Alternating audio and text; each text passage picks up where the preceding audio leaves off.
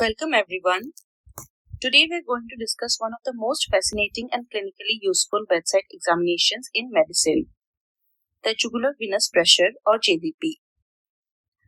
Many students are afraid of JVP because they think it's difficult to understand. But by the end of this lecture, you will realize that JVP is actually a story of the right side of the heart written on the patient's neck. Think of the neck as a monitor connected directly to the right atrium. Every heartbeat creates pressure changes in the right atrium, and these changes travel upward through the internal jugular vein, allowing us to literally see cardiac physiology at the bedside. Even in today's era of echocardiography and advanced imaging, JVP remains one of the most important clinical examinations. In fact, many experienced physicians can suspect conditions like cardiac tamponade, constrictive pericarditis, tricuspid regurgitation, or right heart failure simply by observing the patient's neck. So today's goal is not just to memorize waves, we are going to understand why each wave occurs. So let me ask you all one question. How many of you have actually examined a patient's JVP? Don't worry if you haven't. By the end of this session, you will be confident enough to examine it yourself. Before we begin, let's take a quick look at what we will be covering today. By the end of this lecture, you should be comfortable understanding what the jugular venous pressure or JVP actually is and the physiology behind it. We will discuss why the right internal jugular vein is preferred for JVP assessment and why the internal jugular vein is more useful than the external jugular vein. We will also learn how to differentiate the JVP from the carotid pulse, go through the step-by-step method of measuring JVP, discuss the causes of raised JVP, and finally understand the normal JVP waveform and how it correlates with the ECG and heart sounds. Once we understand the basics, we will move on to the clinical interpretation of the different JVP waves and descents, including abnormalities of the A wave, V wave, X descent, and Y descent, and learn what each one tells us about the patient's cardiac condition. We will also cover several important clinical signs related to JVP, such as the Gardner's method, May's sign, Friedrich's sign, the square root sign, Kussmaul's sign, and the abdominojugular reflux. Finally, we will compare the JVP findings in constrictive pericarditis, cardiac tamponade, atrial septal defect, and shock, before ending with a concise summary of the key take-home messages.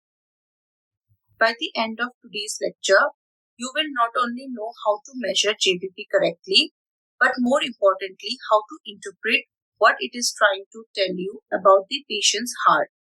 So let's begin. Let's start with the definition.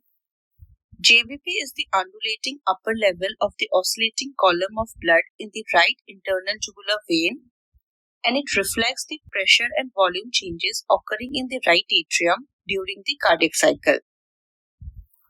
This definition sounds complicated, so let's simplify it. Imagine filling a transparent tube with water.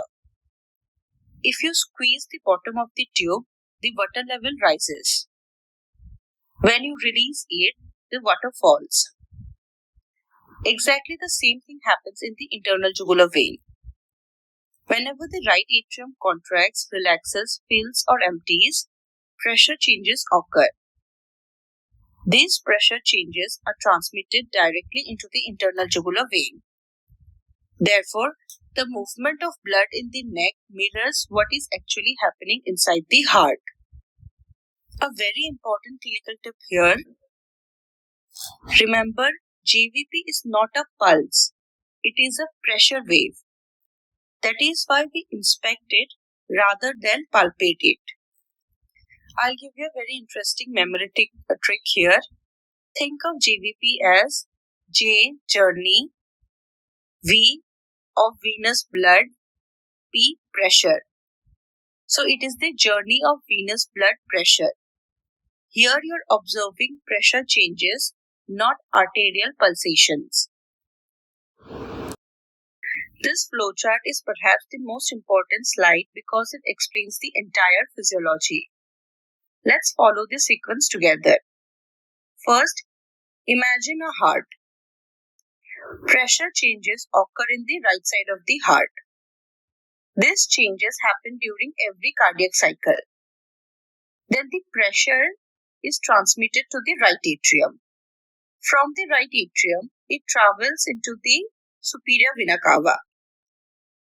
And then from the superior vena cava, it travels into the right internal jugular vein. This creates an oscillating column of blood. And the highest visible point of this oscillating column of blood is what we call the jugular venous pressure. So let me ask you all, if the right atrial pressure increases, what do you think will happen to the JVP? Exactly, the JVP will rise. And this is why patients with right heart failure have elevated JVP. Because the right atrium is under increased pressure, so the venous column rises. And always remember, JVP is an indirect measure of the right atrial pressure, not left atrial pressure. Now let's answer one of the most commonly asked Viva questions. Why do we always examine the right internal jugular vein and not the left? Many students simply memorize right is preferred. But today, let's understand the reason. Look at this diagram. Normally, venous blood from the head and neck drains through the internal jugular veins. Both internal jugular veins join their respective brachiocephalic veins. Then the brachiocephalic veins unite to form the superior vena cava, which drains directly into the right atrium. So remember this pathway: head, internal jugular vein, brachiocephalic vein, superior vena cava, and then it drains into the right atrium. So whenever right atrial pressure rises, that pressure is transmitted backwards to the SVC into the internal jugular vein. That is exactly why the jugular venous pressure is considered an indirect measure of the right atrial pressure. Now look at the neck image. Notice something important here. The right internal jugular vein has a very straight and short course into the SVC. It's almost like a straight pipeline connecting directly to the heart. On the other hand, the left internal jugular vein has to travel across the chest through the longer left brachiocephalic vein before reaching the SVC. Because the pathway is longer and more angled, pressure waves become slightly delayed or dampened.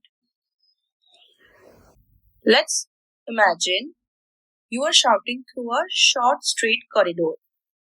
Your voice reaches the other end clearly. Now imagine shouting through a long corridor with several beds. This sound becomes weaker. Exactly the same thing happens with pressure waves. The right IJV transmits the right atrial pressure almost perfectly, whereas the left side may distort it. Now let's look at the comparison table. The first reason is the direct connection. The right IJV has the shortest pathway to the right atrium. Therefore, it reflects right atrial pressure much more accurately. Second, the right IJV has fewer venous valves and fewer tributaries. Think of valves like speed breakers. Every speed breaker slightly slows the transmission of pressure. So fewer the speed breakers means smoother pressure transmission. Whenever pressure waves travel through multiple valves or branches, they become less reliable. That's why the right side gives cleaner waveforms. Third, since the pressure wave is transmitted clearly, which we have already discussed, the classical JVP waveform, the A wave, C wave, X descent, V wave, and the Y descent can all be appreciated much more easily. Then the fourth point, The right IJV is less influenced by respiratory pressure changes. Therefore, the waveform remains more consistent during examination. And finally, the right IJV lies more superficially and is easier to inspect. It is less likely to be hidden by muscles or other structures. I can give you a very interesting memory trick here. Always remember this one simple sentence. Right equals right root to the right atrium. Both words begin with right. So the right internal jugular vein gives the right answer. Now let's revise the same concept. This slide summarizes the 5 reasons. Think of this as your Viva answer. Whenever you hear the question, why right IJV? Think of the mnemonic direct. D for direct course to the right atrium. I, ideal reflection of right atrial pressure. R, reliable waveforms. E, easier to visualize. C, compression is less likely. T, true representation of central venous pressure. So if students remember direct, they will be able to record all the reasons during exams and also understand the clinical basis behind JVP examination rather than memorizing isolated facts. Let's look at a clinical example.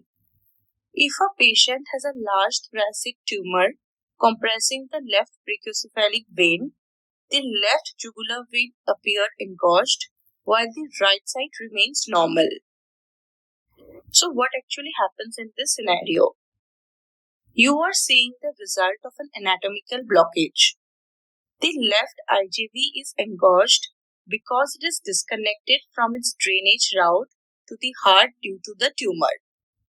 In this case, the engorgement is localized to the left side, which is why the right side of the neck appears normal. The right IJV remains normal because its drainage path, that is the right brachiocephalic vein, is likely still open and flowing freely into the superior vena cava, unaffected by the tumor's mass effect on the left side.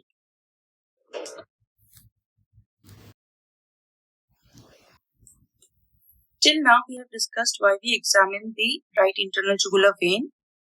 But before that, we should answer another important question.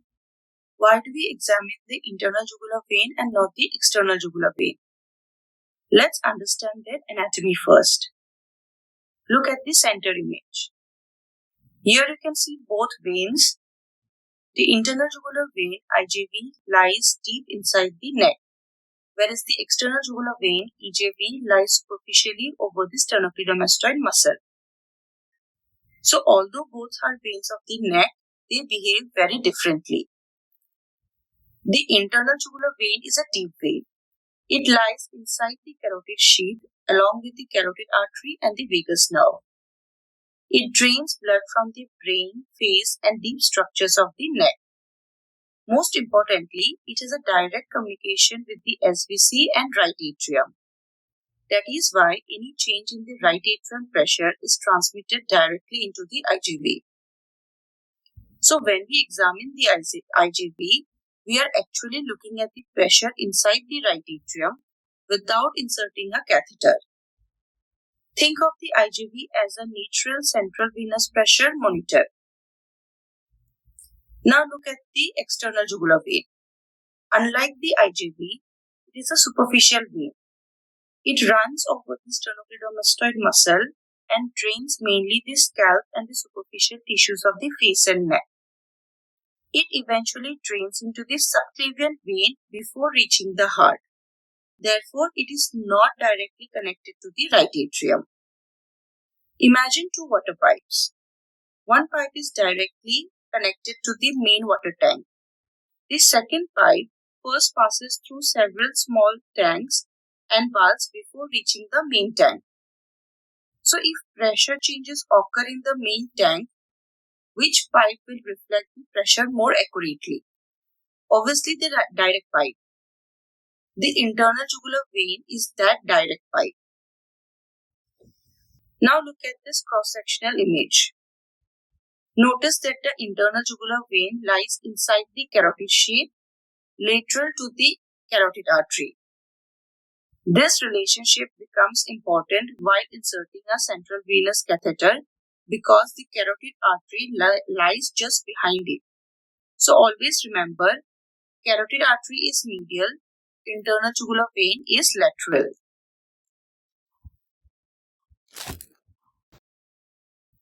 Now that we know both the veins, we can compare them one by one. First is communication with the right atrium. This is the biggest difference. The internal jugular vein has a straight communication with the right atrium, whereas the external jugular vein does not. Therefore, changes in the right atrial pressure are transmitted much more accurately through the internal jugular vein. Let's take a clinical example.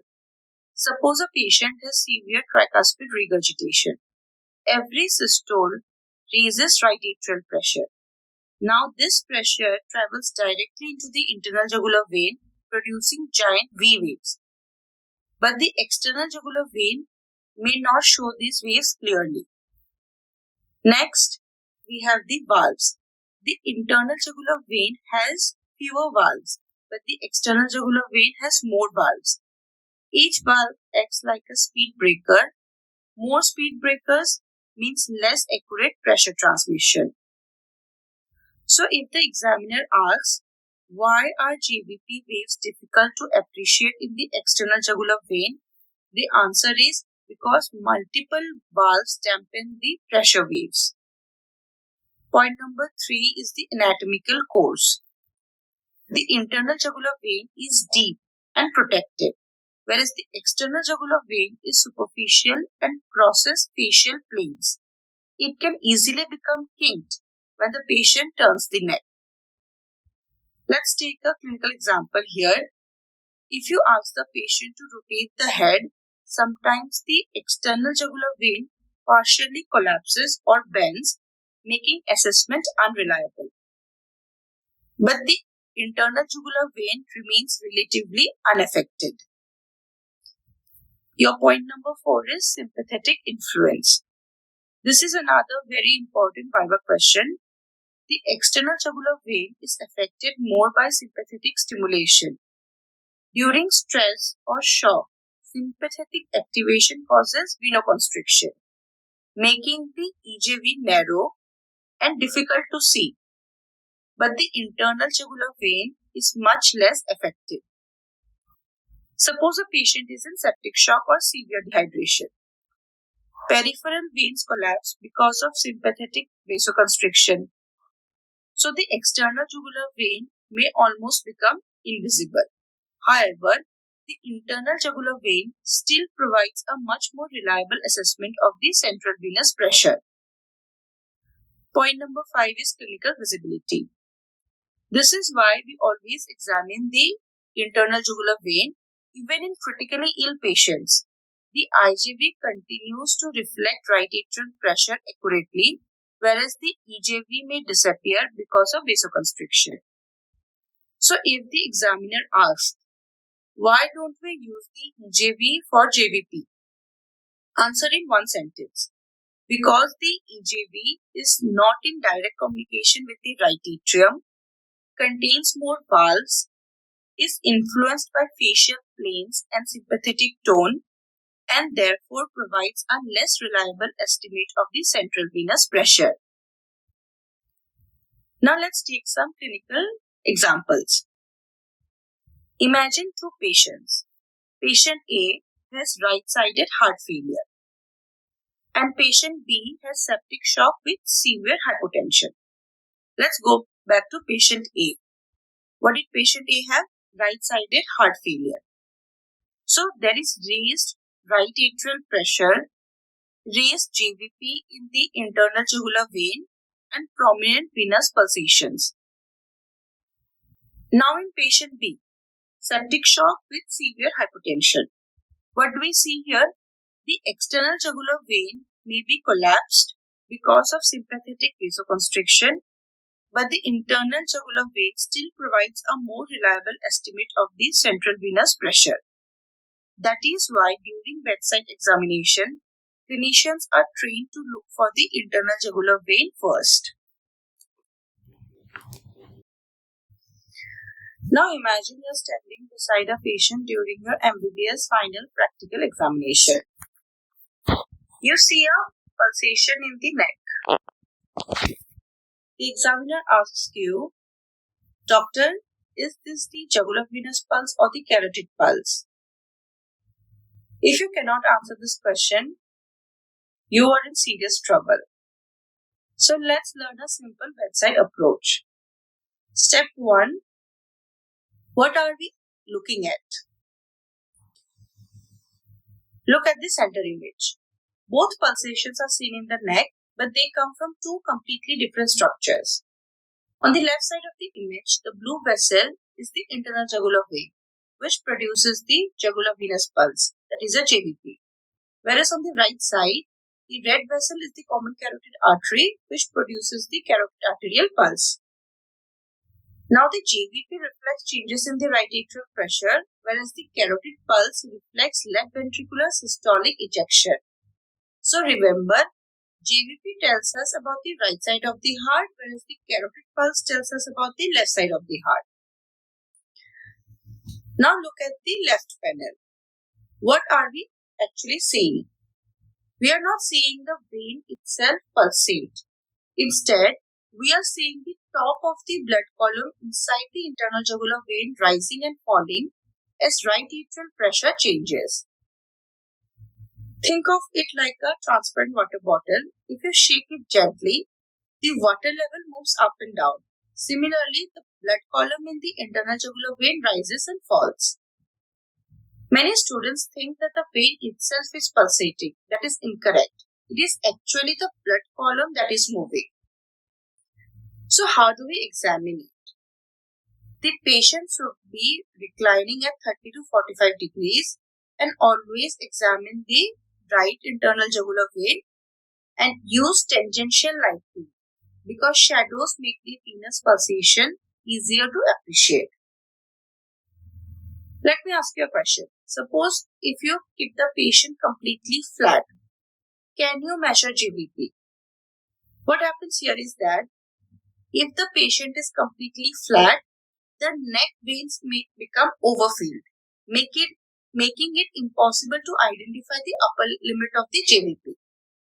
So you always raise the head to about 45 degrees, which makes the venous column fall, allowing you to identify the highest point of pulsation. This is why we always examine JVP with a patient at 30 to 45 degrees. And we have already learned that unlike an arterial pulse, JVP has multiple waves like A wave, C wave, X descent, V wave and the Y descent. Now look at the right panel. The carotid pulse is completely different. Here, we are feeling the expansion of the carotid artery during ventricular systole. Unlike the JVP, the carotid pulse has only one brisk upstroke and one downstroke. So when the left ventricle contracts, blood is forcefully ejected into the aorta. That pressure reaches the carotid artery, producing one sharp pulsation. Therefore, the carotid pulse is single, strong, and palpable. Always remember, never palpate both carotid arteries simultaneously. Doing so can reduce the blood flow to the brain and may even trigger the carotid sinus reflex, leading to dizziness or even syncope. So always examine one carotid artery at a time. Suppose you see a neck pulsation. How do you know whether it is JVP or carotid? First, apply gentle pressure just above the clavicle over the internal jugular vein. If the pulsation disappears, it is JVP. If it continues despite pressure, it is the carotid pulse. I can give you an interesting memory trick here. Veins vanish, arteries always stay. Let's clinically correlate. Suppose a patient has severe tricuspid regurgitation. The right atrial pressure becomes very high. The JVP becomes markedly elevated with giant V waves. If you mistake this for a carotid pulse, you will completely miss the diagnosis. Now let's compare them one by one. Instead of memorizing a table, let's understand the reason behind every difference. First difference, the carotid pulse is better felt because the arteries have thick muscular walls, whereas the JVP is better seen because veins have thin walls and collapse easily. Let me give you a clinical example. When examining a patient, you inspect the neck to assess the JVP. You do not palpate it, but the carotid artery is assessed mainly by palpation. Interesting memory trick again. See the vein and feel the artery. What is it? See the vein and feel the artery. Secondly, obliterability. The JVP disappears with gentle pressure at the root of the neck. Now the question is why? Because veins are thin-walled and compressible. The carotid artery cannot be obliterated by gentle pressure because arterial pressure is much higher. Just place one finger lightly above the clavicle. If the pulsation disappears, it is JVP. If it remains, it is carotid. Now third is the waveforms. The carotid pulse has one positive wave, whereas the JVP has multiple waves. Therefore, the venous waveform is much more complex. Again, memory trick. Carotid is one beat. JVP has 5 events. You know the 5 events I have already taught you. A, C, X, V, Y. Fourth, anatomical location. The carotid artery lies more medially, whereas the internal jugular vein lies more laterally inside the carotid sheath. Memory trick. C comes before J alphabetically. So carotid is closer to the center, that is your medial, and jugular lies laterally. What is the memory trick? C comes before J. So carotid is closer, which means carotid is medial, and J comes later. So later is J lies laterally. That is jugular lies laterally. Fifth, height in the neck. The carotid pulse is often visible higher in the neck, whereas the JVP usually is best appreciated in the lower neck, just above the clavicle. Sixth, the upper level. The carotid artery has no visible upper level because it's an artery, but the JVP has a visible upper level because you're looking at the top of a venous blood column. The upper level is exactly what we measure. Example, if the top of the venous column reaches the angle of the jaw, the JVP is markedly elevated. Seventh is the nature of the pulse. The carotid pulse is expansile, which means it pushes your finger outward, whereas the JVP is retractile or undulating. It rises and falls gently without producing a forceful outward expansion. Clinical tip: if your finger is pushed out, think artery. If you simply see an undulating movement, think vein. Eighth is effect of position. The carotid pulse remains almost unchanged, whether the patient is sitting or lying down. The JVP changes markedly with posture because venous return changes with gravity. So what did I say is here? Carotid pulse will remain unchanged, whereas JVP will change with posture. Clinical example: when you sit the patient upright, the venous column falls. When you make the patient lie flat, the venous column rises. But this does not happen with your carotid pulse. Ninth is effect of respiration. The carotid pulse changes very little with respiration, whereas the JVP normally falls during respiration, that is mainly inspiration, because the negative intrathoracic pressure increases venous return to the right heart. This fall is a normal finding. So what did I say? Carotid pulse remains normal during respiration, but the JVP falls during inspiration. A clinical pearl here.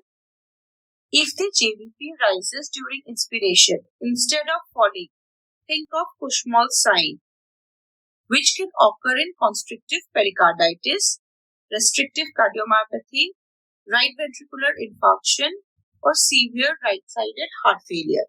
We are going to talk about Kussmaul's sign in detail later.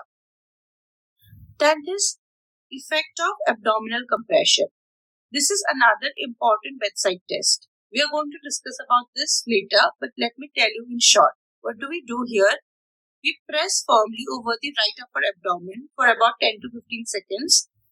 In a normal patient, the JVP may rise briefly and then fall. But in patients with right-sided heart failure, the JVP remains elevated throughout the compression. This is called the abdominojugular or the hepatojugular reflux. Imagine a patient with severe right-sided right ventricular failure. When you compress the abdomen, more venous blood is pushed towards the heart. Because the fueling right ventricle cannot accommodate this extra blood, the JVP remains elevated. This is a positive abdominojugular reflux and strongly suggests impaired right heart function. So now let's remember the mnemonic. I'll give you a mnemonic and you guys remember it. See veins, feel arteries. What is the mnemonic? See veins, feel arteries.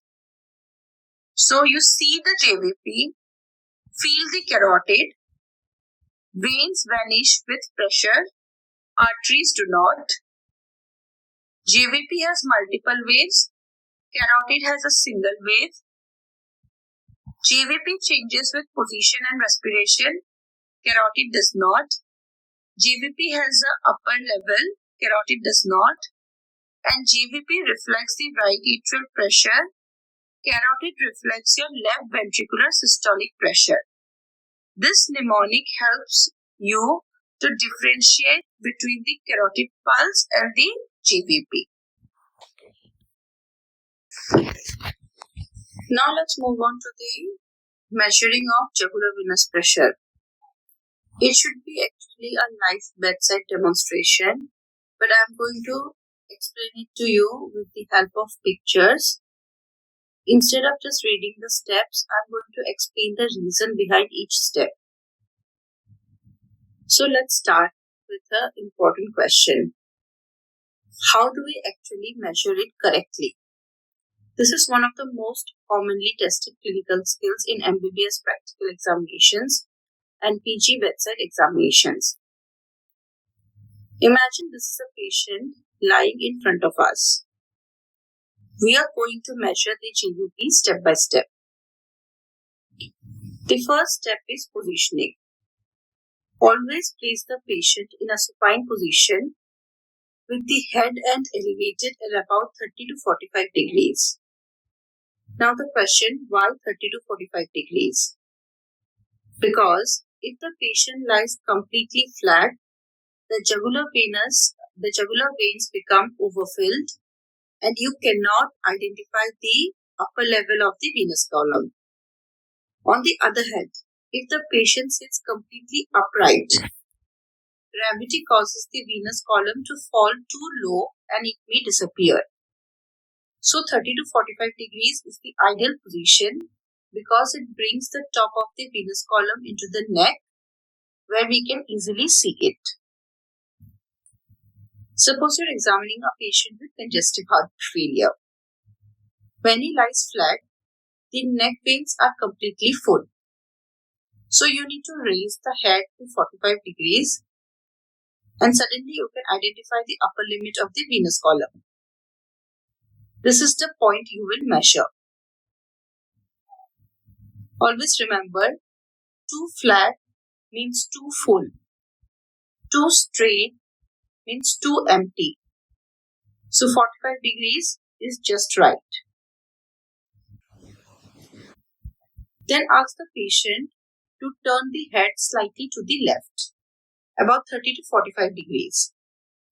Notice I said slightly. Never ask the patient to rotate the neck completely, because excessive rotation tightens the sternocleidomastoid muscle and compresses the internal jugular vein. That makes the JVP difficult to appreciate. Whenever students cannot see the JVP, the first thing I check is whether they have over-rotated the patient's neck. Now locate the right internal jugular vein. Remember, we always examine the right side because it is a more direct connection to the right atrium.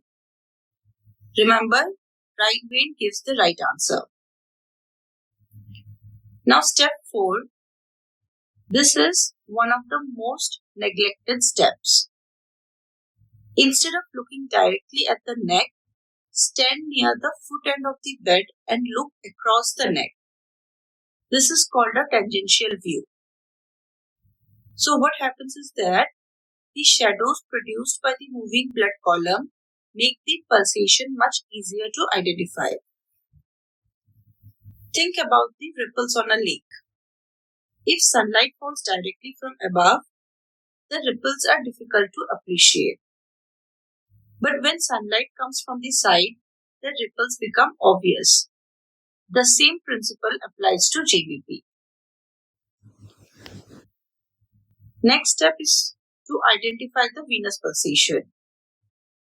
Now identify the highest point of the venous pulsation.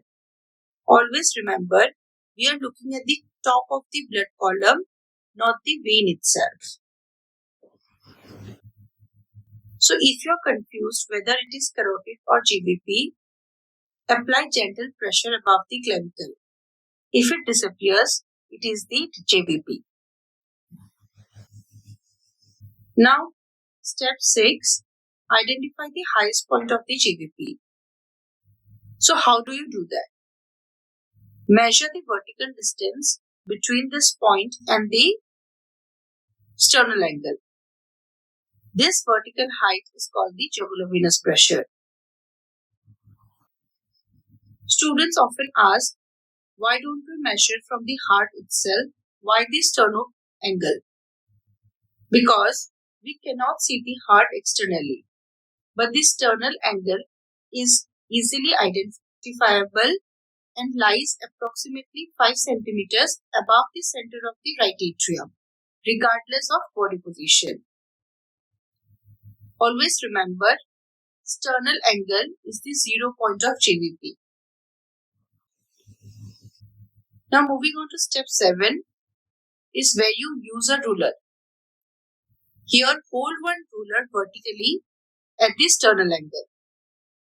Place another ruler horizontally from the highest point of JVP. The point where both the ruler meets gives the vertical height. This is exactly how the examiner expects you to demonstrate it during your practical exams.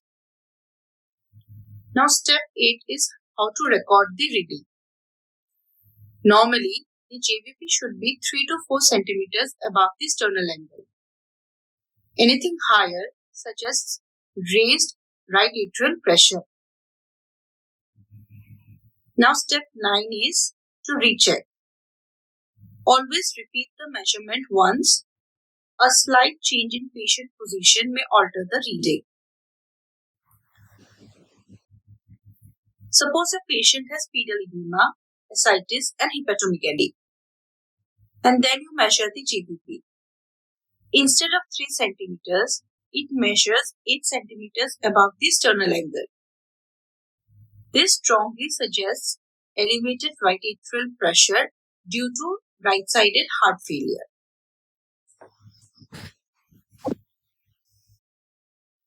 Now this slide summarizes the same procedure in examination language. The first step is to look between the two heads of the sternocleidomastoid muscle because the internal jugular vein lies in this area.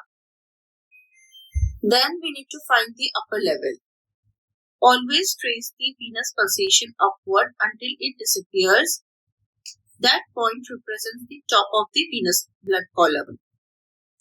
Then always use two rulers, where one ruler is kept horizontally from the top of the JVP and the second ruler is placed vertically on the sternal angle.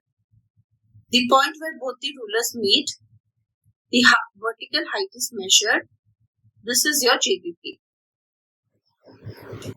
Then how do we report it?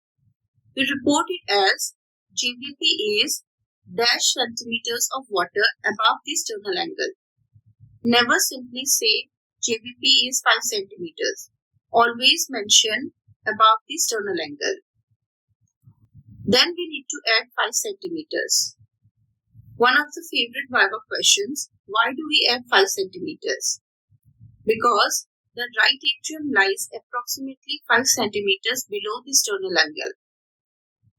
So if the measured JVP is 4 centimeters, then right atrial pressure will be 4 plus 5 equal 9 centimeters of water.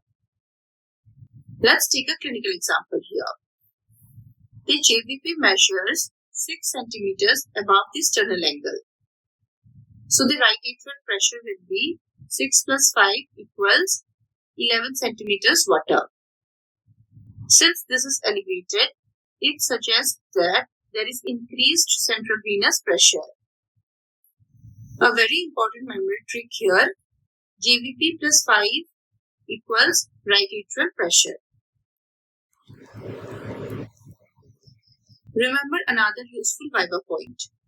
1.36 centimeters water equals 1 millimeters mercury.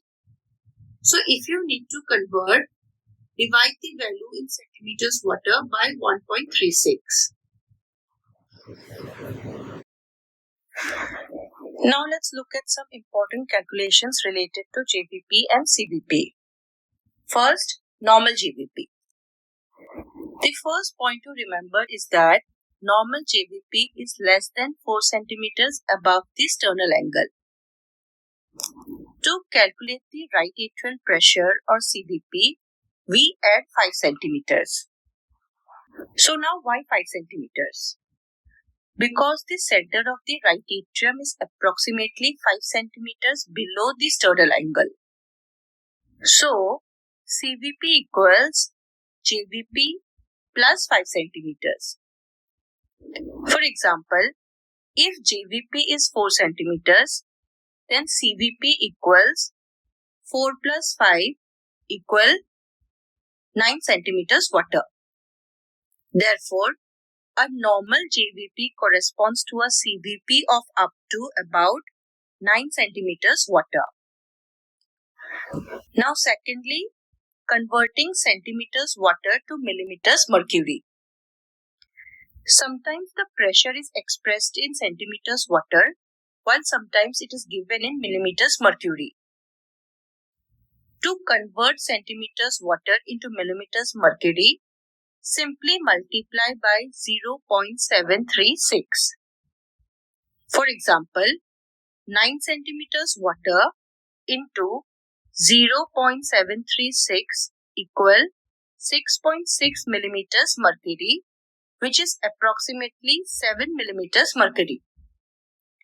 This is why you will often see that a normal CVP is written as less than 7 millimeters mercury, which is the same as approximately 9 centimeters water. Thirdly, a easy conversion to remember. Instead of multiplying every time, you can just remember this simple relationship. 1.36 centimeters water equals 1 millimeters mercury. So, to convert centimeters water to millimeters mercury, multiply by 0.736. And to convert millimeters mercury to centimeters water, multiply by 1.36. These two numbers are commonly asked in Viva examinations. Fourth, our normal CVP. So finally, remember the normal values as we have discussed. Normal CVP equal less than 7 millimeters mercury. This is approximately equal to 9 centimeters water. Both the values represent the normal range. They are just expressed in different units. Fifth, situations where JVP can be underestimated. This is the last point, which is about situations where the JVP may appear lower than it actually is, leading to underestimation. The important causes are: first, low CVP, where the venous column is very low. Second, mechanical ventilation, because positive pressure ventilation alters venous pressure. Third, a short neck or a thick neck, where the jugular vein is difficult to visualize, causing underestimation. So the three numbers to memorize are: first, normal JVP is less than 4 centimeters above the sternal angle.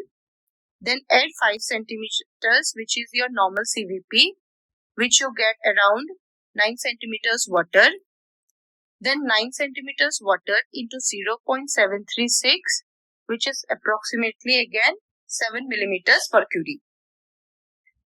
So if you remember these three values, 4, 5 and 9, you can answer most Viva questions on JVP calculations confidently. I can also give you an easy mnemonic to remember. 4, 5, 9, right? So 4 plus 5 equals 9. So you can say that 4 centimeters, which is your normal JVP, plus the 5 centimeters, which is your normal CVP, equals 9 centimeters water. Another important clinical point you need to remember is that always measure JVP at the end expiration, because intrathoracic pressure is most stable at end expiration. Finally, let's discuss the important clinical pearls. Normal JVP is less than 3 to 4 centimeters above the sternal angle.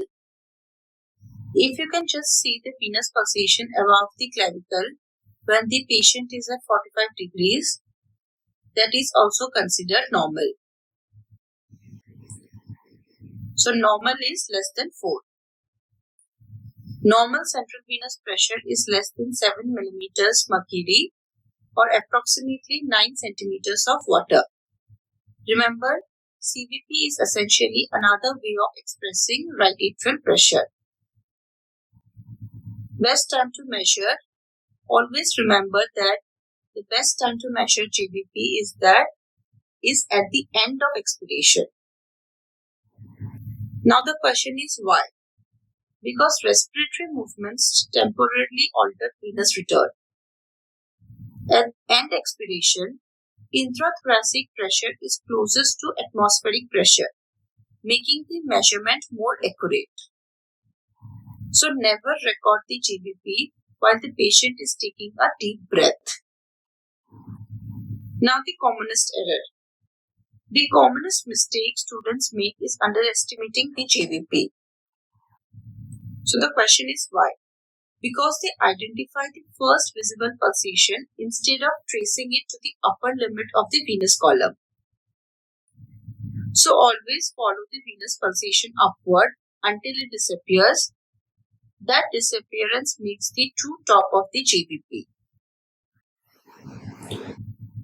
Now the next question is, when is JVP difficult to measure?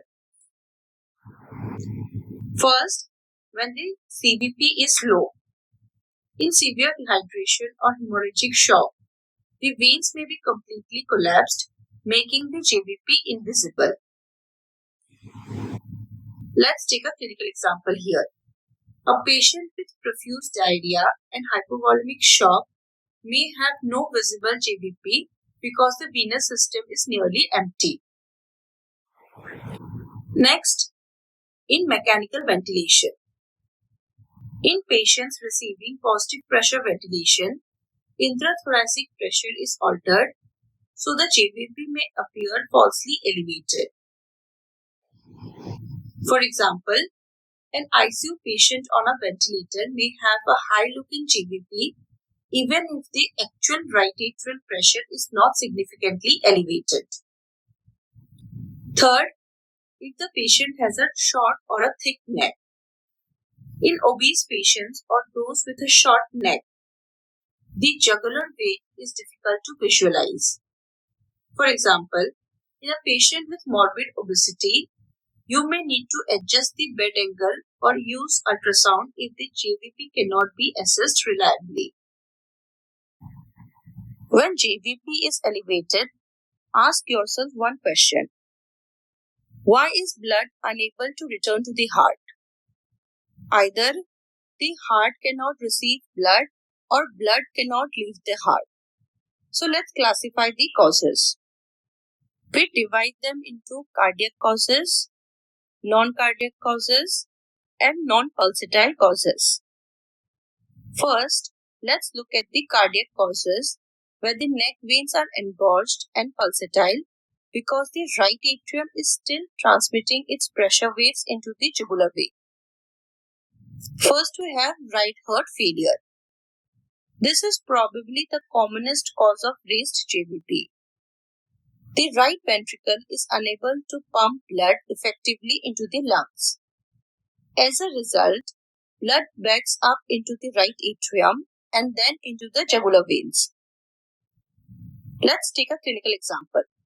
A patient with chronic COPD develops right-sided heart failure or cor pulmonale. On examination, you find raised JVP, pedal edema, and hepatomegaly. An important clinical pearl here, whenever you see raised JVP along with bilateral leg edema, always think about right heart failure. Second, congestive cardiac failure. In congestive heart failure, especially when both ventricles fail, blood accumulates in the venous circulation. This causes elevated right atrial pressure, producing a raised JVP. Patients usually have breathlessness, orthopnea, pedal edema, basal lung crepitations, and raised JVP.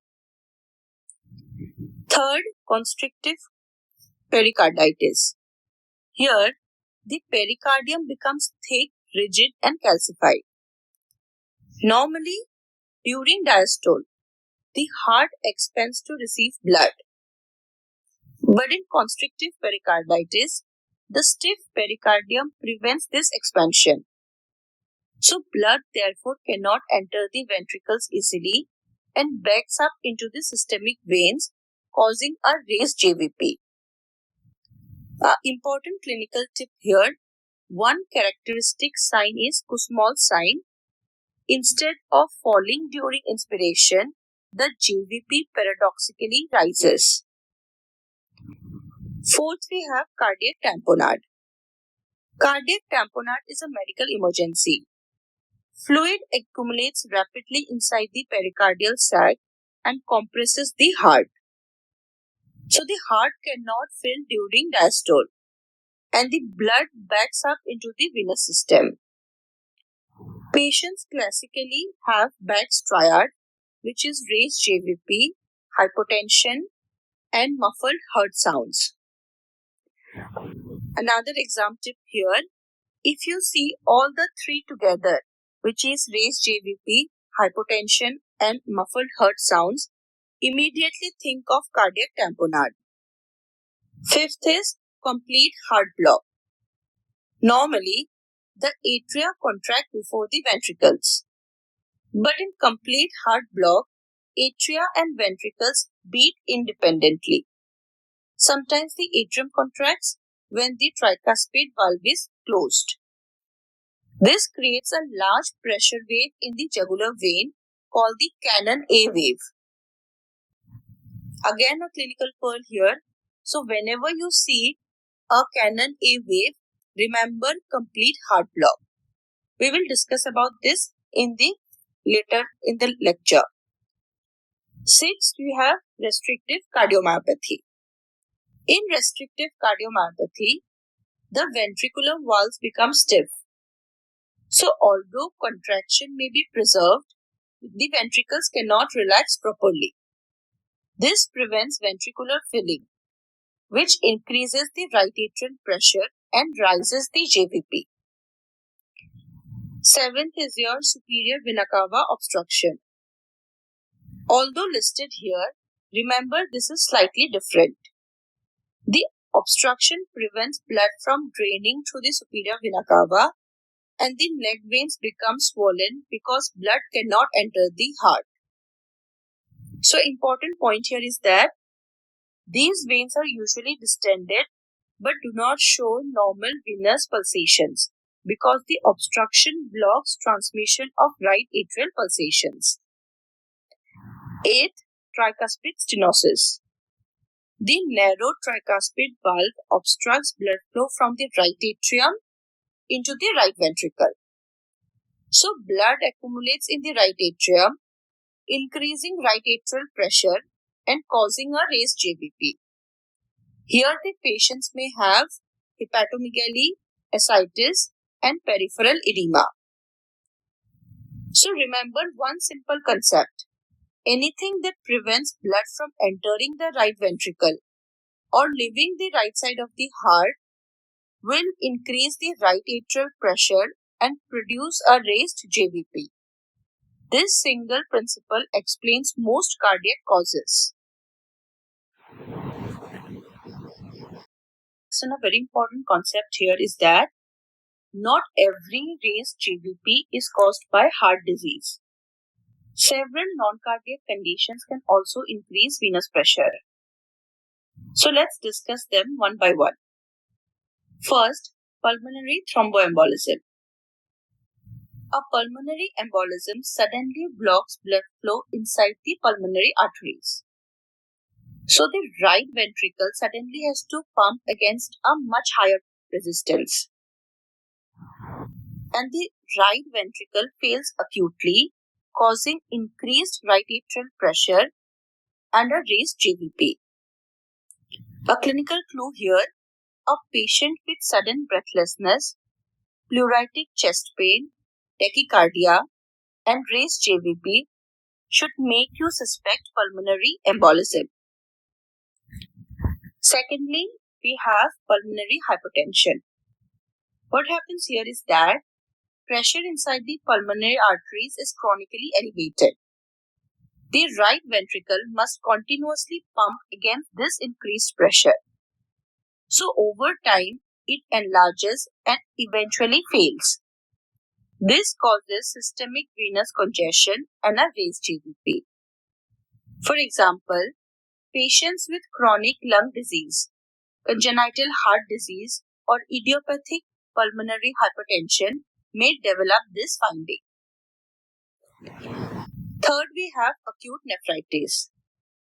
In acute nephritis, the kidneys retain sodium and water. So the increased circulating blood volume raises the venous pressure.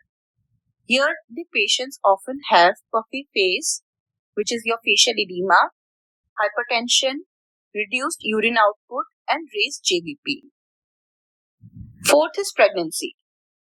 During pregnancy, blood volume increases by nearly 40 to 50%. The enlarged uterus may also partially compress the inferior vena cava, especially in late pregnancy. So what happens in late pregnancy is that uterus enlarges and then it compresses the inferior vena cava, which ultimately leads to mild elevation of JVP, which is generally physiological unless associated with cardiac diseases. Fifth, we have fluid overload. This is common in excess intravenous fluids, kidney failure, and dialysis patients. Too much circulating volume increases venous pressure, leading to raised JVP. Let's look at an example here. A patient with CKD who misses dialysis often presents with raised JVP, pedal edema, and breathlessness due to fluid overload. The category, here the neck veins are engorged but not pulsatile. The first category was engorged and pulsatile. Here we have neck veins which are engorged but not pulsatile. This means that the veins are full of blood, but the normal right atrial pressure waves cannot reach them. The reason is usually mechanical obstruction, not a pumping problem of the heart. First, we have superior mediastinal syndrome. This is usually due to the compression of the superior vena cava by lung cancer, mediastinal tumors, or enlarged lymph nodes. Since the SVC is compressed, blood cannot drain from head, neck, and the upper limbs. And the patients present with distended neck veins, facial swelling, neck swelling, upper limb edema, and prominent chest wall veins. Notice that the veins are engorged but not pulsatile because the obstruction prevents transmission of the normal venous pulse. Let's look at an example here. A smoker with lung cancer develops facial puffiness and swollen neck veins. Think of SVC syndrome. Second is your Valsalva maneuver. During a Valsalva maneuver, the patient forcibly exhales against a closed glottis. This increases intrathoracic pressure, and the increased pressure temporarily compresses the SVC, reducing the venous return.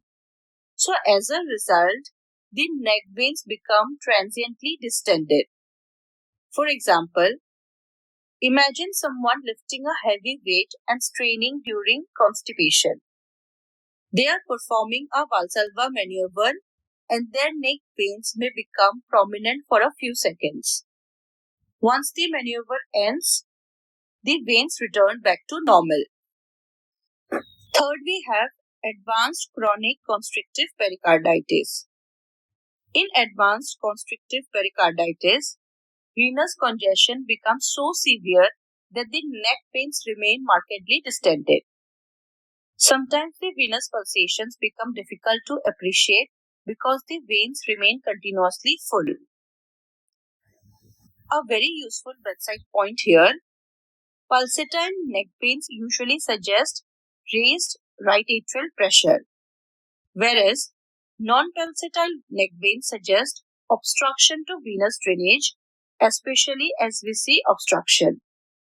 And this distinction is frequently asked in your practical examinations. So finally, whenever you encounter a patient with raised JVP, ask yourself these three questions. First, is the vein pulsatile or non-pulsatile? As we have discussed, pulsatile suggests raised right atrial pressure and non-pulsatile suggests venous obstruction such as SVC syndrome. Second is the cause cardiac or non-cardiac? If cardiac, that means that there is impaired right heart filling or pumping. If non-cardiac, then you can say that there is increased pulmonary resistance or circulating blood volume. Third question, are there associated clinical clues? Pedal edema and hepatomegaly point towards right heart failure. Hypotension with muffled heart sounds suggest cardiac tamponade. Facial swelling with non-pulsatile neck veins suggest SVC syndrome. Sudden dyspnea with raised JVP raises suspicion for pulmonary embolism. So if you remember these three questions and the principles, rather than memorizing isolated diseases, understanding the causes of raised JVP becomes much easier. Now we arrive at the heart of the lecture. This is where students usually become confused. Don't memorize the waves, understand the cardiac cycle. Each wave corresponds to one event occurring inside the heart. A wave is your atrial contraction. C wave is tricuspid valve bulging. X descent is atrial relaxation. V wave is venous filling. Y descent is atrial emptying. I'll give you a very interesting mnemonic here so that you can remember the JVP waveforms. Any clever ex-boyfriend visits you. So any A, clever C, ex-boyfriend is your ex.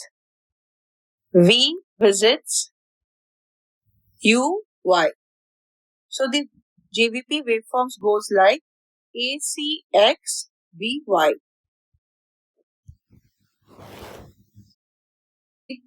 Said each wave corresponds to a particular cardiac event. Now let's go through them one by one. A wave. The first wave is the A wave. The A stands for atrial contraction or atrial systole. So when the right atrium contracts, it pushes the blood into the right ventricle. This contraction temporarily increases the right atrial pressure. Since the internal jugular vein is directly connected to the right atrium without valves in between, this increased pressure is transmitted upward, producing the A wave. Easy to remember, A for atrial contraction. Then you have the initial X descent or the X wave. Immediately after atrial contraction, the atrium relaxes. As the atrial muscle relaxes, pressure inside the atrium falls. This fall in the pressure creates the first downward movement called the initial X descent. Remember, contraction increases pressure and relaxation decreases pressure. Then comes the C wave.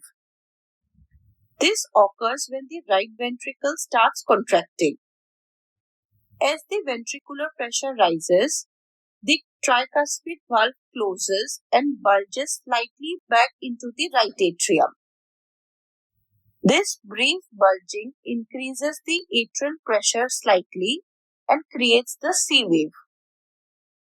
Some textbooks mention another explanation that the C wave may partly be due to the transmitted carotid artery pulsation, but clinically we mainly remember it as due to tricuspid valve closure and bulging.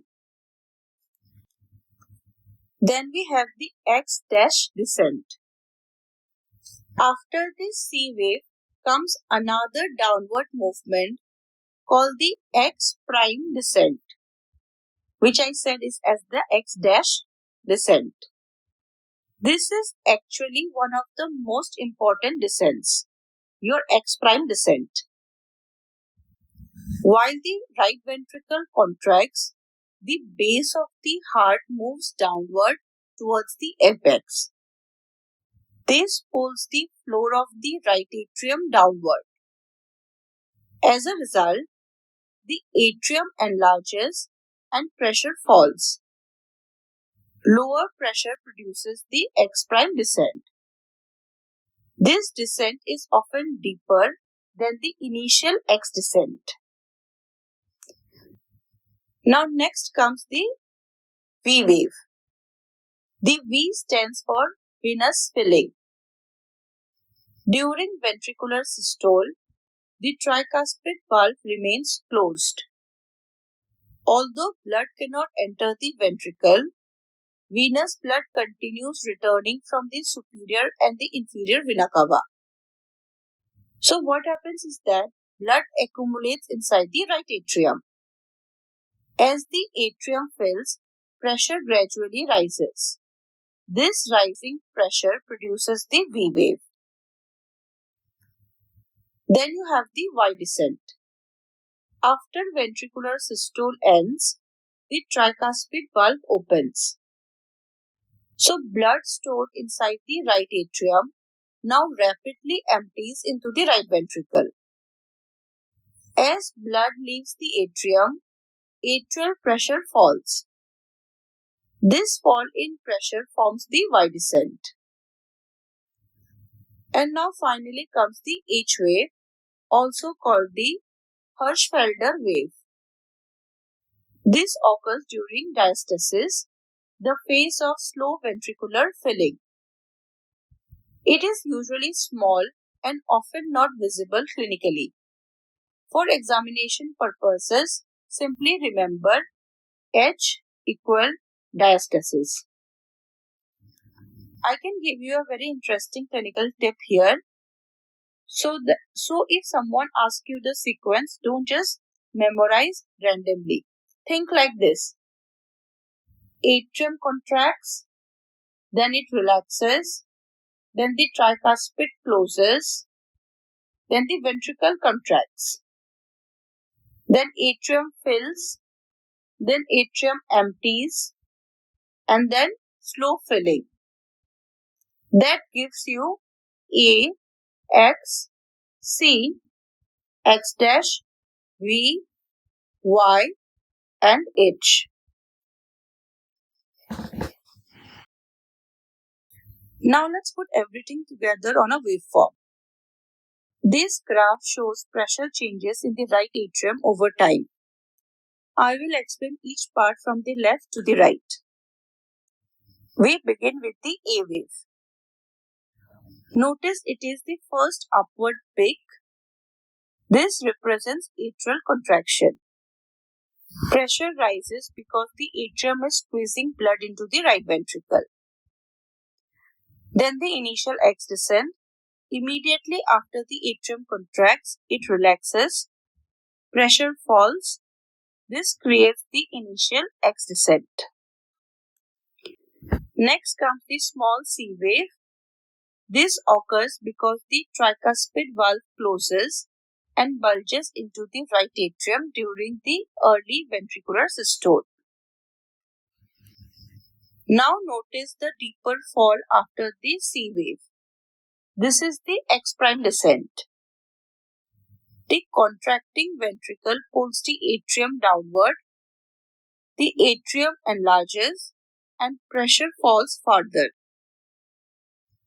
Then during ventricular systole, blood keeps returning to the atrium. Since the tricuspid valve is closed, blood accumulates, pressure rises gradually. This forms the V wave. Next, when the tricuspid valve opens, blood rapidly enters into the ventricle. Then pressure suddenly falls. This is the Y descent. The final small hump is the H wave. It occurs during diastasis when ventricular filling becomes slow. Always remember, waves means increasing pressure, descents means decreasing pressure. If you understand that simple rule, interpreting JVP becomes much easier. Now this slide is extremely important because it correlates JVP with the ECG, heart sounds and the cardiac cycle. Instead of memorizing separate diagrams, integrate them. Look at the A wave. It occurs immediately after the P wave because the P wave represents atrial depolarization. Electrical activity always occurs before mechanical contraction. Therefore, P wave comes first, then atrial contraction, then the A wave. The A wave appears just before S1. After atrial contraction, the atrium relaxes, pressure falls. This produces the X descent. Now the ventricles begin contracting. The QRS complexes has already occurred. The tricuspid valve closes. Closure of the mitral and the tricuspid valve produces S1. At the same time, slight bulging of the tricuspid valve causes the C wave. Then, during ventricular systole, the base of the heart descends. The right atrium enlarges and pressure falls. This gives you the X prime descent. Now, towards the end of the ventricular systole, blood continues filling the right atrium. Pressure gradually rises. This produces the V wave. Notice that it occurs around the T wave. Now, immediately after S2, the tricuspid valve opens. Blood empties rapidly into the ventricle. Pressure falls. This creates the Y descent. The H wave occurs during diastasis when passive ventricular filling slows. So far, we have learned that the A wave is the first and usually the most prominent wave of the JVP. Now imagine that you examine a patient and the A wave is completely missing. What does that tell you? The answer is one of the most important bedside clues in cardiology. Absent A wave strongly suggests atrial fibrillation. But let's understand why. First, remind yourself. The A wave is produced by atrial contraction. So whenever the right atrium contracts, it pushes blood into the right ventricle. At the same time, pressure inside the right atrium rises briefly. That pressure is transmitted backwards into the internal jugular vein. This produces the A wave. So if there is no atrial contraction, there will be no A wave. This is the key concept. Now let's think about atrial fibrillation. In atrial fibrillation, the atria are not contracting effectively.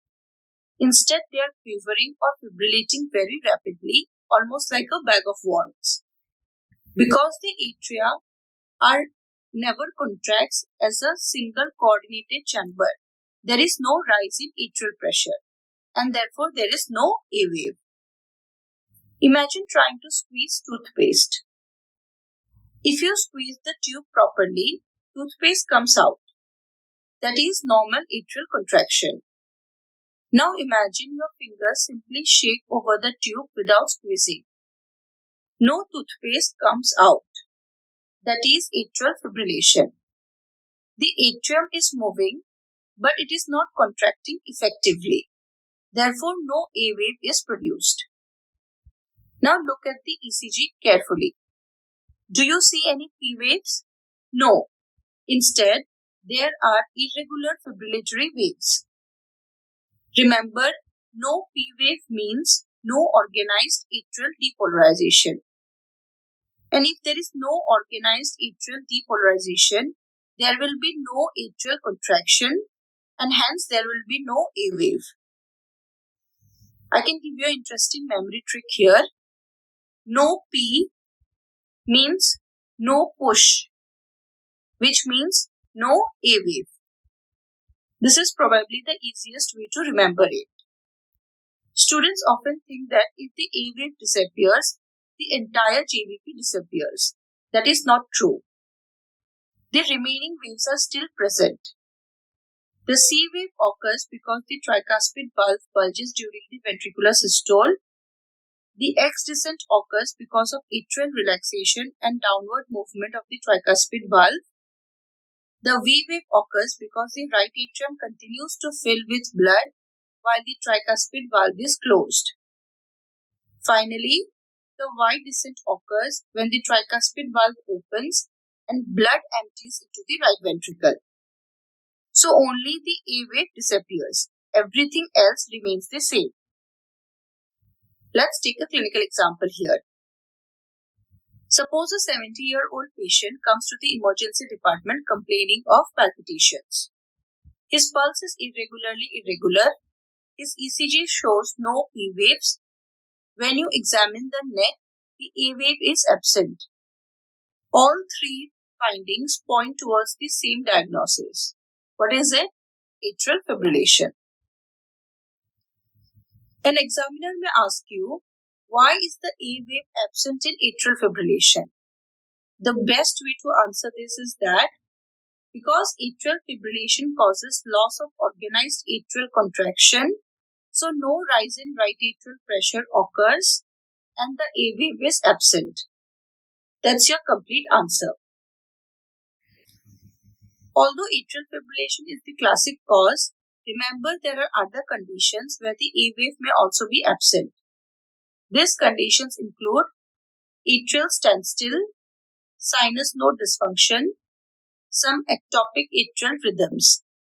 But for exams, whenever you hear absent A wave, think atrial fibrillation first. So now, if your examiner asks you, tell me about the absent A wave in JVP, you can answer, the A wave represents right atrial contraction. It is absent when there is no effective atrial contraction, most commonly in atrial fibrillation. In atrial fibrillation, organized atrial depolarization is lost, P waves disappear on ECG, the atria fibrillate instead of contracting, so right atrial pressure does not rise and the A wave is absent. The C, X, V and Y components of the JVP are still present. This answer demonstrates that you understand the physiology, ECG correlation, bedside finding and clinical significance, which is exactly what the examiners look for in MBBS practicals and PG Viva examinations. Now we know that the A wave represents atrial contraction. Previously we discussed the absent A wave in atrial fibrillation because there was no atrial contraction. Now let's discuss the opposite situation. What if the atrium contracts very forcefully? The answer is that A wave becomes giant. The important question is, why does the atrium contract so forcefully? Normally, the right atrium contracts and pushes blood into the right ventricle.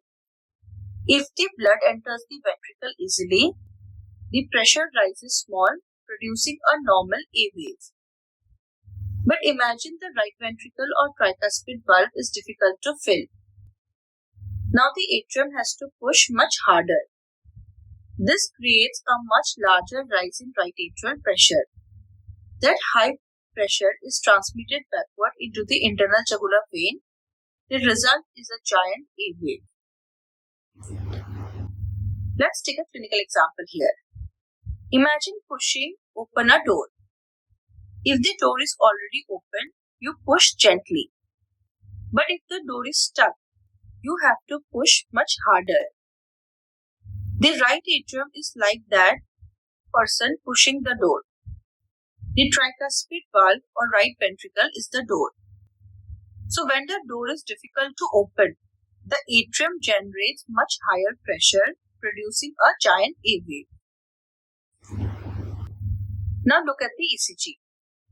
Notice that the P wave is still present. Why? Because atrial contraction is occurring. In fact, it is contracting much forcefully than normal. That is why the A wave is larger, not absent.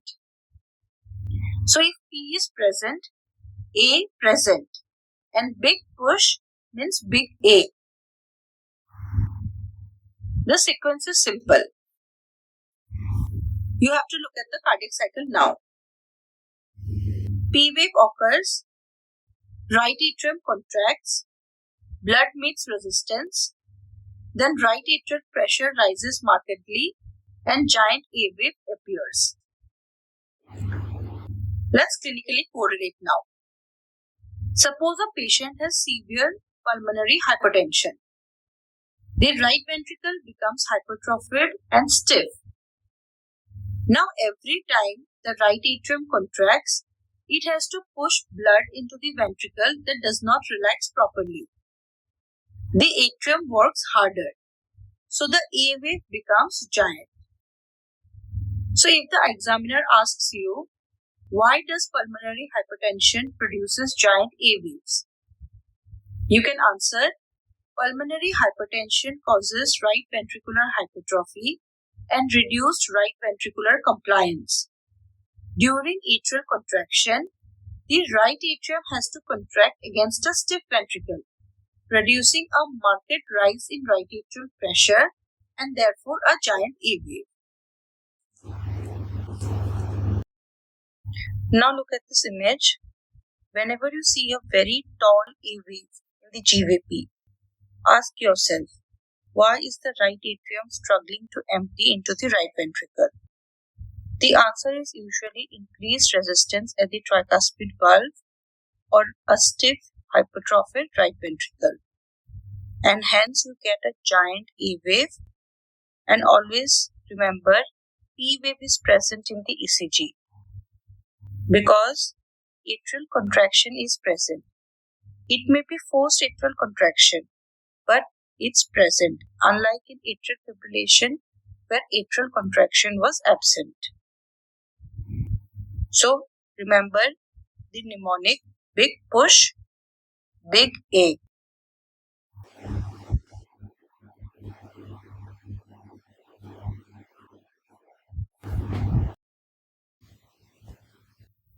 Now, instead of learning and memorizing 8 diseases, let's classify them according to why the atrium is facing resistance.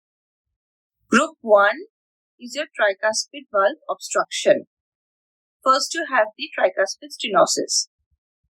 The valve opening is narrowed. The atrium struggles to push blood across it. So, there is more resistance, more atrial pressure. So, there is a giant A wave. Next, you have tricuspid atresia. There is no proper tricuspid opening. The atrium faces extreme resistance, therefore a very large A wave occurs. I can give you a memory trick for group 1. Valve is closed, so giant A. Then moving on to group 2, something blocking the valve. First, you have your right atrial myxoma. A tumor inside the right atrium behaves like a ball valve. Whenever the atrium contracts, the tumor obstructs blood flow. The atrium pushes harder, creating giant A waves. Imagine placing a tennis ball inside a drain pipe. Water cannot flow freely, so pressure builds up behind it. Exactly the same thing happens with a right atrial myxoma. Group 3 is your stiff right ventricle, where you have first right ventricular infarction. After a right ventricular infarction, the ventricle becomes weak and stiff. It cannot relax normally. Therefore, the atrium has to push harder. Then you have right ventricular cardiomyopathy. The diseased ventricle becomes non-compliant. Again, the right atrium has to contract against resistance. For group 3, remember, stiff right ventricle means strong right atrium push. Group 4, you have high pressure in pulmonary circulation. The most common is pulmonary hypertension. Pulmonary hypertension increases the pressure against which the right ventricle pumps. Over time, the right ventricle hypertrophies and becomes stiff. The atrium now has to work much harder. Second, you have pulmonary stenosis. The pulmonary valve is narrowed here, so the right ventricle develops hypertrophy. Again, the atrium contracts against a stiff ventricle. And third, you have pulmonary embolism. A sudden pulmonary embolism causes an abrupt rise in pulmonary artery pressure. The right ventricle suddenly struggles. The right atrium now faces increased resistance, producing a giant A wave. Now let's take an example. Imagine a patient arrives with sudden breathlessness after a long flight. The ECG shows right heart strain. You examine the neck and notice giant A waves. This suggests acute right ventricular pressure overload due to pulmonary embolism. So always remember, anything that makes it hard for the right atrium to empty causes a giant A wave, and that includes tricuspid valve obstruction, stiff right ventricle, pulmonary hypertension, and pulmonary valve obstruction. I can give you a super interesting memory trick. The 4-door trick. Okay, it's a 4-door trick. Imagine the right atrium wants to throw a ball into the ventricle. There are 4 reasons it cannot. Door 1, tricuspid valve is narrow. That is like your examples I can give you where tricuspid valve is narrow, tricuspid stenosis and tricuspid atresia. Door 2, someone is standing in the doorway, like your right atrial myxoma. Door 3, the room is stiff and cannot accept the ball, like right ventricular infarction and right ventricular cardiomyopathy. Door 4, the room is already under pressure because the exit is blocked, like in pulmonary hypertension, pulmonary stenosis, and pulmonary embolism. So no matter which door is blocked, the atrium pushes harder and you get a giant A wave. So we have learned that a giant A wave usually occurs when the right atrium contracts against resistance. Today we will learn one interesting exception. Can a disease on the left side of the heart produce a giant A wave in the neck? Surprisingly, yes. This is called the Bernheim effect. Normally, during atrial contraction, blood moves freely into the right ventricle. The atrium does not need to work very hard, so the A wave remains normal. Now imagine the left ventricle becomes enormously thick. This happens in conditions such as severe aortic stenosis, hypertrophic cardiomyopathy. The thick interventricular septum begins to bulge towards the right ventricle. The right ventricular cavity becomes smaller. Now when the right atrium contracts, it suddenly faces resistance because the right ventricle cannot expand properly. So the right atrium contracts much more forcefully. The result is a prominent or giant A wave. Let's take an example here. Imagine 2 neighboring rooms separated by a movable wall. One room becomes extremely crowded. The wall bulges into the second room, making the second room much smaller. Now people trying to enter the smaller room find it difficult. Exactly the same happens here. The enlarged left ventricle pushes the septum towards the right ventricle, making the right ventricular filling difficult. Interesting memory trick. Big left ventricle makes the right ventricle small, which leads to a big A wave. Look at the cardiac cycle. The A wave still occurs immediately after the P wave because atrial contraction is present. However, it is much larger than normal because the atrium is contracting against increased resistance. Now let's clinically correlate. Suppose a patient has severe calcific aortic stenosis. For years, the left ventricle has been pumping against a narrowed valve. The ventricle becomes very thick. Eventually, the septum bulges towards the right ventricle. So during examination, you notice a prominent A wave in the neck, that is the Bernheim effect. So when you see a giant A wave, don't think only of the right-sided diseases. Occasionally, a severe left-sided disease with marked septal hypertrophy can also produce it. So if the examiner asks you, how can a left-sided heart disease produce a giant A wave? You always answer, severe left ventricular hypertrophy, especially with septal hypertrophy, compresses the right ventricle and reduces its compliance. So during right atrial contraction, the atrium must contract against this increased resistance, producing a giant A wave. Now let's see which diseases cause this Bernheim effect. Notice that all of them have one thing in common. They all produce severe left ventricular hypertrophy. Let's begin with aortic stenosis. The aortic valve is severely narrowed. The left ventricle has to generate a very high pressure to eject blood. So over time, it becomes thick and hypertrophied. Eventually, the enlarged septum compresses the right ventricle. Now the right atrium has difficulty filling the right ventricle, and so the A wave becomes prominent. Imagine lifting a heavy weight one day. Your arm muscles become bigger. Similarly, the left ventricle lifting against a stenotic valve becomes thicker. Now consider hypertrophic cardiomyopathy. Here, the ventricular septum becomes massively thick.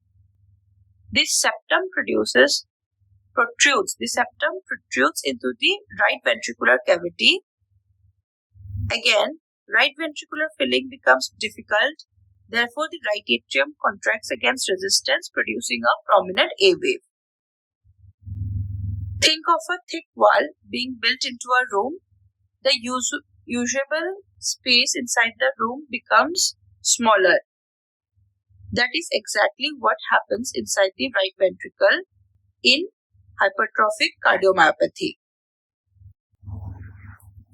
The important thing to remember is that don't memorize two separate diseases. Remember one mechanism. Severe septal hypertrophy causes reduced right ventricular filling, which in turn causes the right atrium to contract harder, producing a giant or prominent A wave. So always remember, left pushes right, meaning left ventricular hypertrophy pushes the septum towards the right ventricle. This single sentence explains the Bernheim effect. Let's take a clinical scenario. Imagine a 70-year-old man with severe aortic stenosis. He complains of exertional breathlessness. On examination, he has slow rising carotid pulse, ejection systolic murmur radiating to the carotids, and left ventricular hypertrophy on ECG. When you examine his neck, you also notice a giant A wave. Initially, you may think of tricuspid stenosis, but the real explanation is the Bernheim effect. The hypertrophied left ventricle and septum are restricting right ventricular filling. Normal, absent, and giant A waves. Let's move on to one of the most dramatic JVP findings, the cannon A wave. Imagine someone trying to push open a door that is completely locked. The harder they push, the greater the force generated. That is exactly what happens in cannon A waves. Normally, the right atrium contracts when the tricuspid valve is open, so blood flows easily into the right ventricle. But sometimes, due to an abnormal rhythm, the atrium contracts exactly when the tricuspid valve is closed. So now the blood has nowhere to go. Instead of moving forward, the pressure is transmitted backward into the jugular vein. This produces a very large explosive cannon A wave. Let's take a exam question. If your examiner asks what causes a cannon A wave, you can answer a cannon A wave occurs when the right atrium contracts against a closed tricuspid valve due to AV dissociation. So now what is a regular cannon A wave? If you see regular cannon waves, always think of a rhythm in which atrial contraction occurs against a closed tricuspid valve at regular intervals.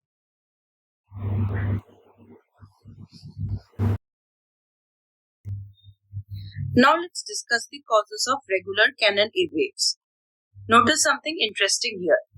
Both conditions produce cannon A waves at predictable intervals. So every few beats you see another cannon A wave. First is your junctional rhythm. Imagine a patient with junctional rhythm.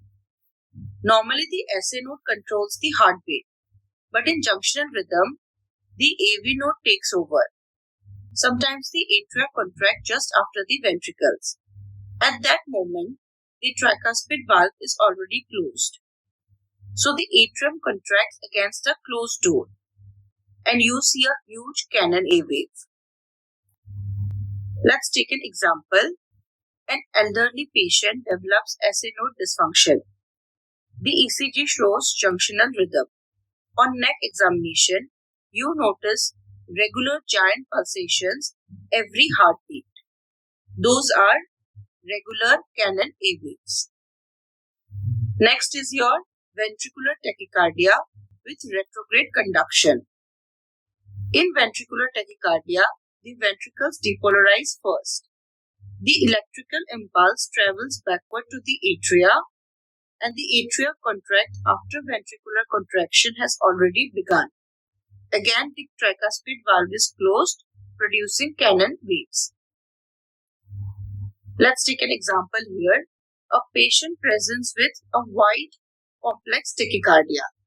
While examining the neck, you notice regular giant pulsations. Now that strongly suggests ventricular tachycardia with retrograde conduction. Interesting memory trick, always remember regular rhythm equals regular cannon waves. But always remember regular cannon waves are very uncommon. So when you see them, always think of a rhythm disturbance rather than a valve disease. Now coming to the most commonly tested concept in examinations. So what happens if the atrium and the ventricle beat completely independently? Meaning, sometimes the atrium contracts when the valve is open and sometimes it contracts when the valve is closed. So the cannon waves now appear randomly. These are called irregular cannon waves. So what actually happens here? The timing between atrial and ventricular contractions keep changing. Sometimes everything is normal, whereas sometimes the atrium hits a closed valve. So whenever this happens, a cannon wave appears. But because the timing is random, the cannon waves are also random. Imagine two people trying to clap together. One claps every second and the other claps randomly. But occasionally both clap exactly at the same time. Those occasional simultaneous claps are like irregular cannon waves. Let's take a clinical example. A patient with complete heart block is sitting in front of you. Suddenly, one neck pulsation becomes huge. The next few are normal. Then another huge wave appears. This irregular appearance immediately suggests AV dissociation. So always remember, random timing is a random cannon. Whenever you see cannon waves coming and going unpredictably, think of AV dissociation. Except one thing in common, the atria and the ventricles are not synchronized. First, you have complete heart block. This is the classic cause. The atria follow the SA node, whereas the ventricles follow an escape rhythm. They beat independently. So sometimes the atrium contracts against an open valve, whereas sometimes against a closed valve. Hence you get irregular cannon waves. Imagine a 70-year-old patient presenting with dizziness and a pulse rate of 35 per minute. The ECG shows complete heart block, and during neck examination, you notice occasional giant pulsations. So these are nothing else but your irregular Cannon waves. Second, you have AV dissociation. The atria and the ventricles are completely independent. The timing keeps changing, therefore Cannon waves appear unpredictably. Third, you have your ventricular ectopics. A premature ventricular contraction suddenly closes the tricuspid valve. So if the atrium contracts exactly at the moment when the tricuspid valve is closed, a Cannon wave appears. Fourth, you have ventricular tachycardia. If retrograde atrial activation is inconsistent, the timing changes, producing irregular Cannon waves. Fifth, ventricular pacing.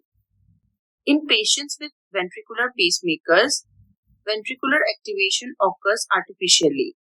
So the atria may contract independently. Again, you get Cannon A waves which appear randomly. So if you see regular Cannon A waves, think of a rhythm where atrial contraction repeatedly coincides with ventricular systole in a fixed pattern, such as junctional rhythm or ventricular tachycardia with consistent retrograde conduction. Whereas if you see irregular Cannon waves, think of AV dissociation, especially complete heart block. Now let's move on to the V wave. Remember one simple sentence. V stands for venous filling of the right atrium. So a small V wave means less blood entering the right atrium, whereas a large V wave means too much blood entering the right atrium. Now let's understand the physiology. Imagine the right atrium as a water tank. During ventricular contraction, the tricuspid valve is closed. So blood coming from the superior vena cava and the inferior vena cava cannot enter the ventricle yet. So it temporarily collects inside the right atrium. But as the right atrium fills, the pressure gradually rises, and that rise produces the V wave. Now if less blood enters the right atrium, there is less filling. So less filling means less pressure. Therefore the V wave becomes small or diminished. Now imagine a patient who has lost 2 liters of blood after a road traffic accident. The veins are almost empty and very little blood returns to the heart. So the right atrium barely fills during ventricular systole, and hence you get a small V wave. It's similar to filling a water bucket. Imagine filling a bucket using a thin trickle of water. Here the water level rises very slowly. Whereas now compare it with a bucket filled by a garden hose. The water level rises rapidly. The same principle explains the V wave. Now instead of memorizing the causes, remember the mechanism. Anything that reduces the venous return or right atrial filling can reduce the V wave. First you have hypovolemia. This is the commonest example. Less blood volume means less venous return, which leads to less atrial filling and a small V wave. Let's take a clinical scenario. A young woman comes with severe vomiting and diarrhea. She is dehydrated. Her neck veins are barely visible. The V wave is diminished, but once fluids are given, the V wave returns back to normal. So whenever you examine JVP, don't just look at its height, also look at its waveform. Now let's see the exactly opposite situation. Suppose instead of receiving blood from the veins, the right atrium suddenly receives blood from 2 directions. What will happen? Obviously the pressure shoots up, and this is exactly why we get a prominent V wave. Normally, the right atrium fills only from the vena cava. But in some cases, like in tricuspid regurgitation, during ventricular systole, blood leaks backward from the right ventricle into the right atrium. So now the right atrium is receiving blood not only from the vena cava, but also from the leaking right ventricle. So pressure rises enormously, and that creates the prominent V wave. Imagine filling a bucket using one tap. Now suddenly a second tap is opened. The bucket fills much faster. Exactly the same happens during tricuspid regurgitation. Look at the diagram. Notice that the V wave becomes the tallest wave. This is because the right atrium is being overfilled. I can give you an interesting memory trick here. Tricuspid regurgitation, TR equals two rivers. One river is the vena cava and the second river is the regurgitating right ventricle. Hence you get a huge V wave. Always remember, the biggest V wave in medicine is seen in severe tricuspid regurgitation.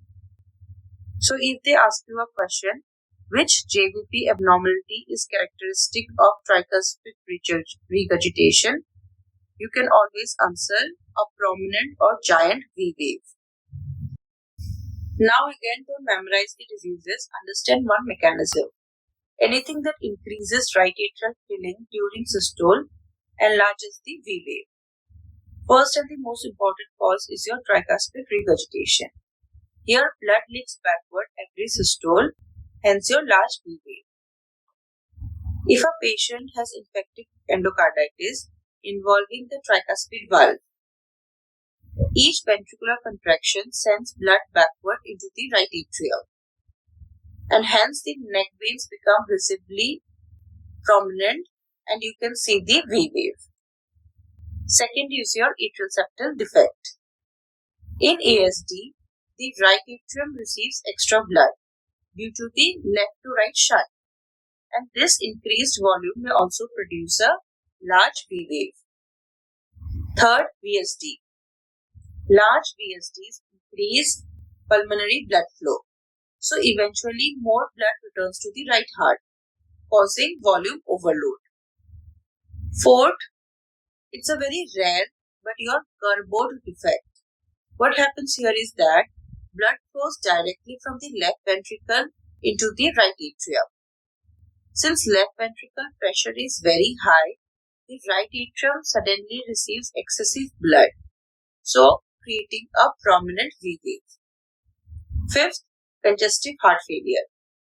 When the right heart begins failing, the right atrium becomes overloaded, making the V wave more obvious. Sixth, cor pulmonale. Pulmonary hypertension increases right ventricular pressure, and a secondary tricuspid regurgitation develops. Therefore, the V waves become more prominent.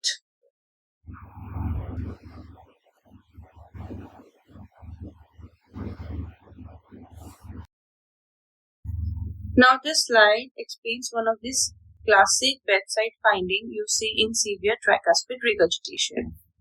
First, let's read this line. In severe tricuspid regurgitation, there is an absent oxygen and a prominent V wave which merges with the C wave, producing a large positive systolic CV wave followed by a rapid deep Y descent. Now let's understand this line. In a normal JVP, the C wave and the V wave are separate.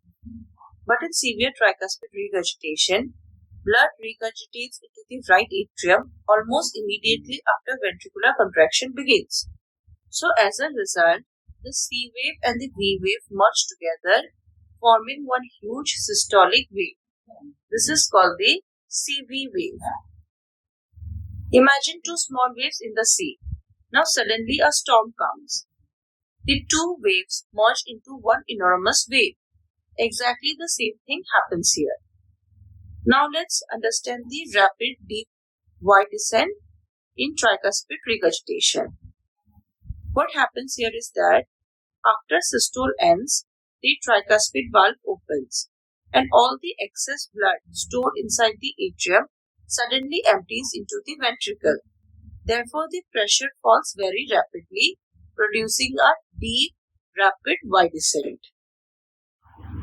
Now, another sign is the Lentz's sign in tricuspid regurgitation. So, what is it? In severe tricuspid regurgitation, the neck veins pulsate so forcefully that the patient's earlobe moves with each heartbeat. This visible movement of the earlobe is called the Lensis sign. So if you see giant systolic neck pulsations always auscultate over the lower left sternal border, you may hear the pensystolic murmur of tricuspid regurgitation, which becomes louder during inspiration, and we know it's called the Carvalho's sign. So let's revise everything we have learned till now about the V wave. What does the V wave represent? The V wave represents venous filling of the right atrium during ventricular systole while the tricuspid valve is closed. So now your next question is, when is the V wave diminished? In conditions with reduced venous return such as hypovolemia, because less blood fills the right atrium.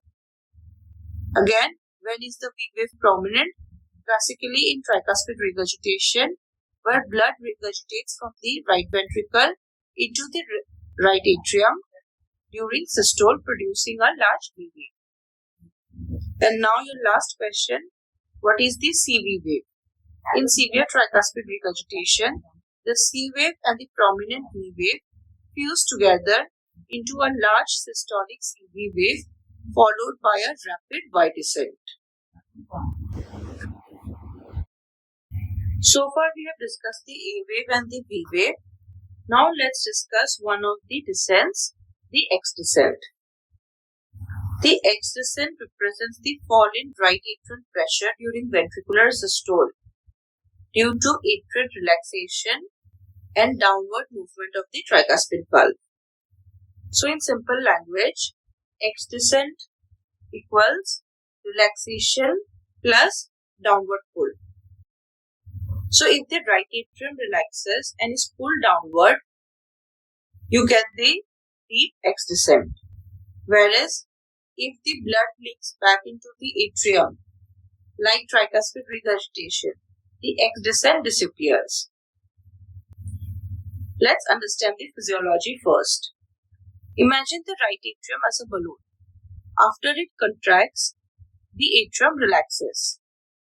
But at the same time, the contracting right ventricle pulls the tricuspid valve downward. Both of these events enlarge the right atrium. So the chamber becomes larger and hence pressure falls. That fall in pressure produces the X descent. Now imagine that blood starts leaking backwards into the right atrium during ventricular systole. Instead of the pressure falling, the atrium is continuously being refilled. So the pressure never falls properly. Therefore, the X descent becomes absent or blunted. Let's take a clinical example here. A 55-year-old patient presents with leg swelling, ascites, and a pensystolic murmur increasing with inspiration.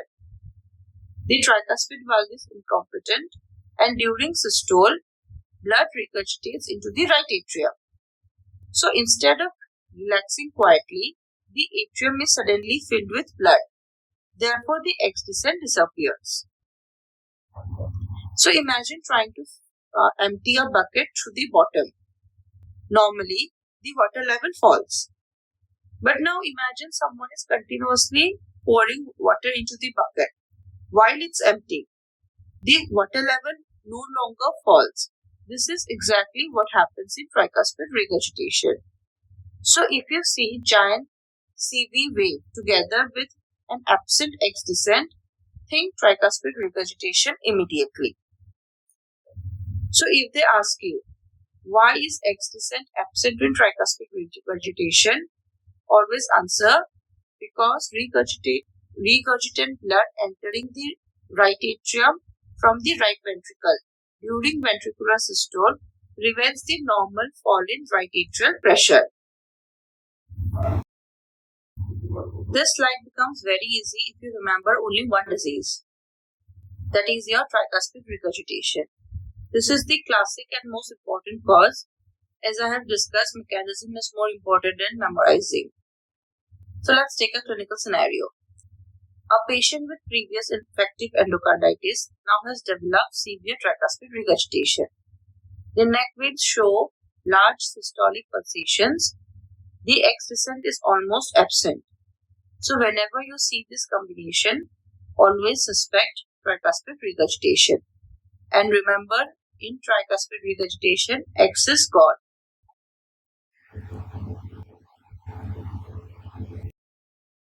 Now let's look at the opposite.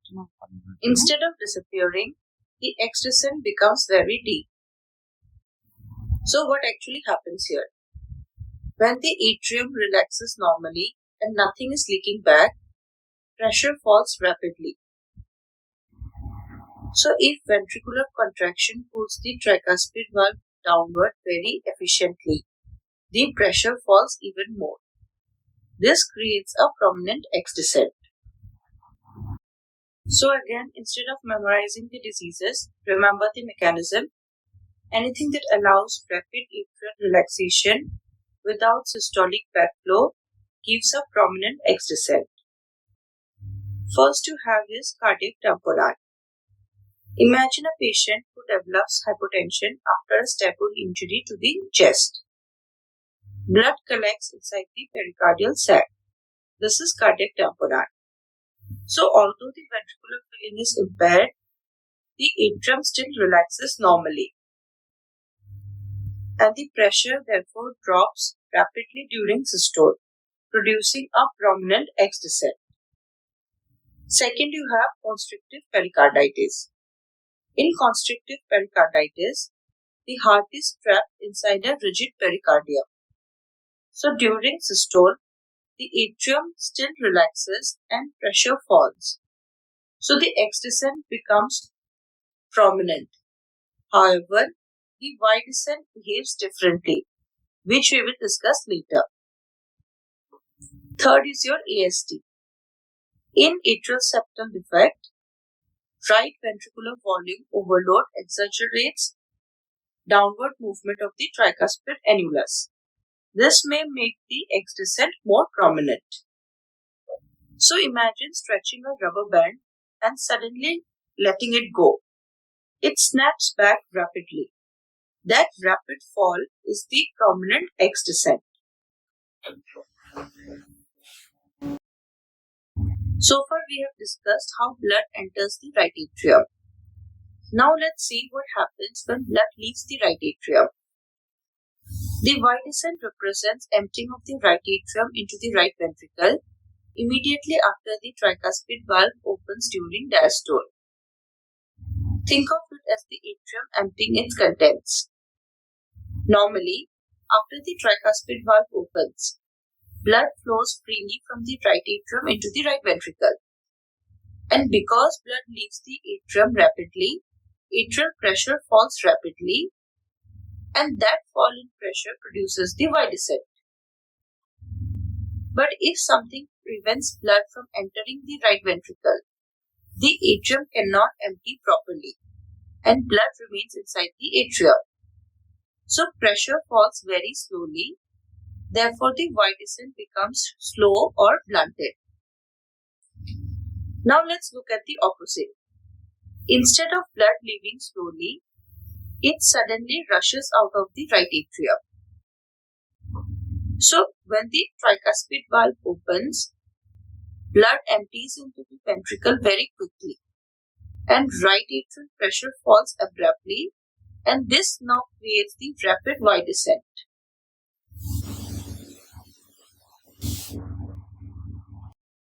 Now again, instead of memorizing the diseases, remember the mechanism. Ask one question. Why can't the right atrium empty? If the answer is because something is blocking ventricular filling, then the Y descent becomes slow. First you have cardiac tamponade. The ventricle cannot expand because it is compressed by fluid in the pericardial sac. Second, tricuspid stenosis.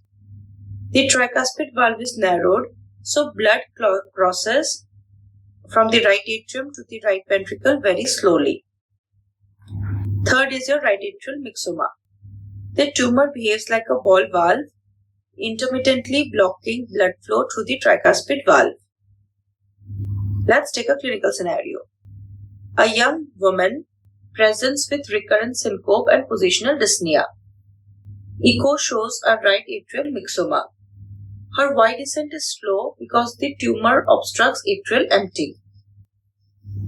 I can give you an interesting memory trick here. 3 T's of slow Y. First T, tamponade. Second T, tricuspid stenosis. Third T, tumor, that is your right atrial myxoma.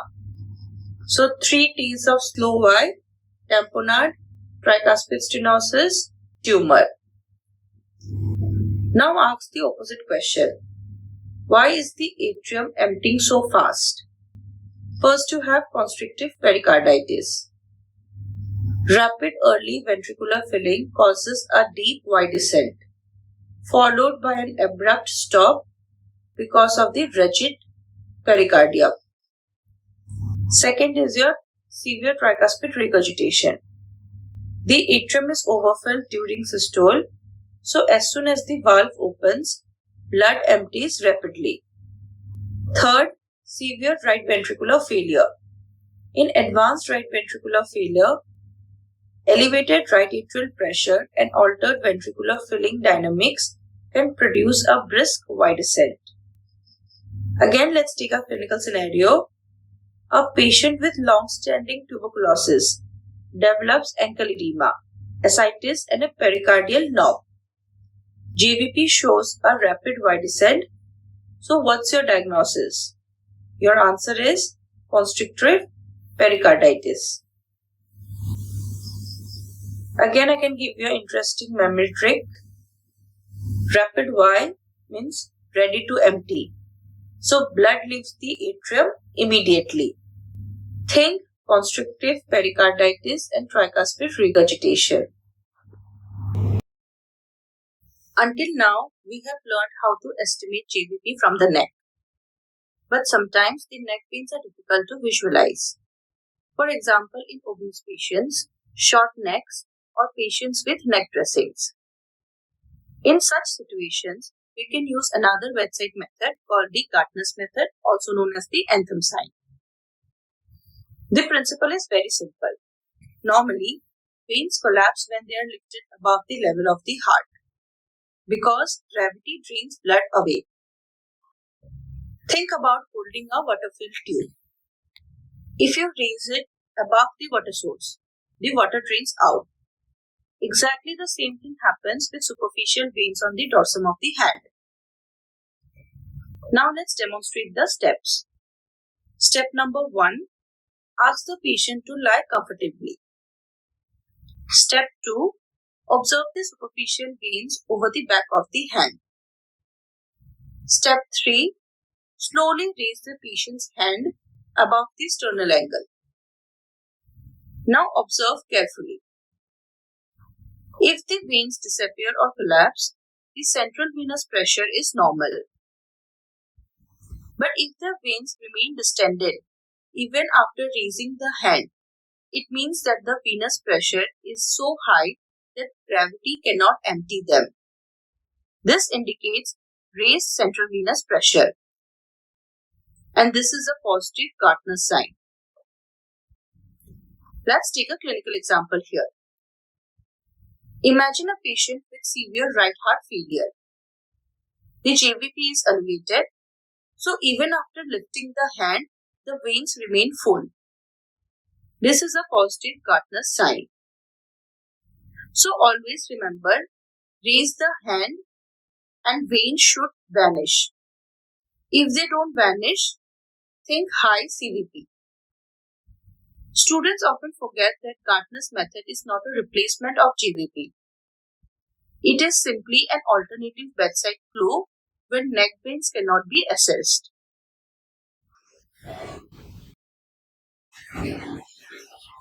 This slide summarizes the previous one.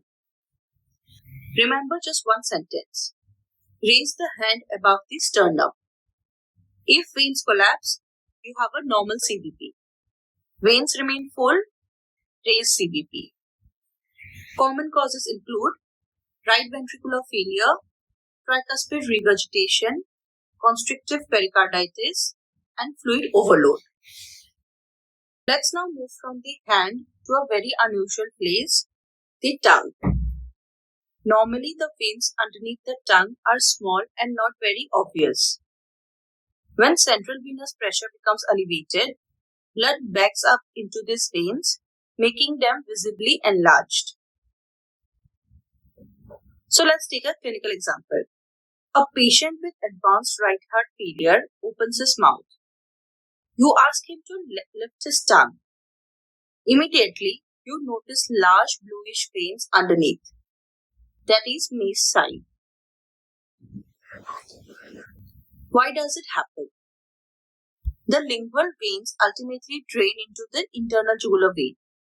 So if central venous pressure increases, back pressure extends to the lingual veins, making them dilated. So always remember, tongue tells the truth. Tongue veins enlarged, always think about elevated venous pressure. Do not confuse May's sign with normal sublingual varicosities seen in elderly individuals. Always correlate clinically. Now this slide can be remembered in one line. Visible engorged veins beneath the tongue in a sitting patient indicate raised central venous pressure. Think of it as the JVP of the tongue.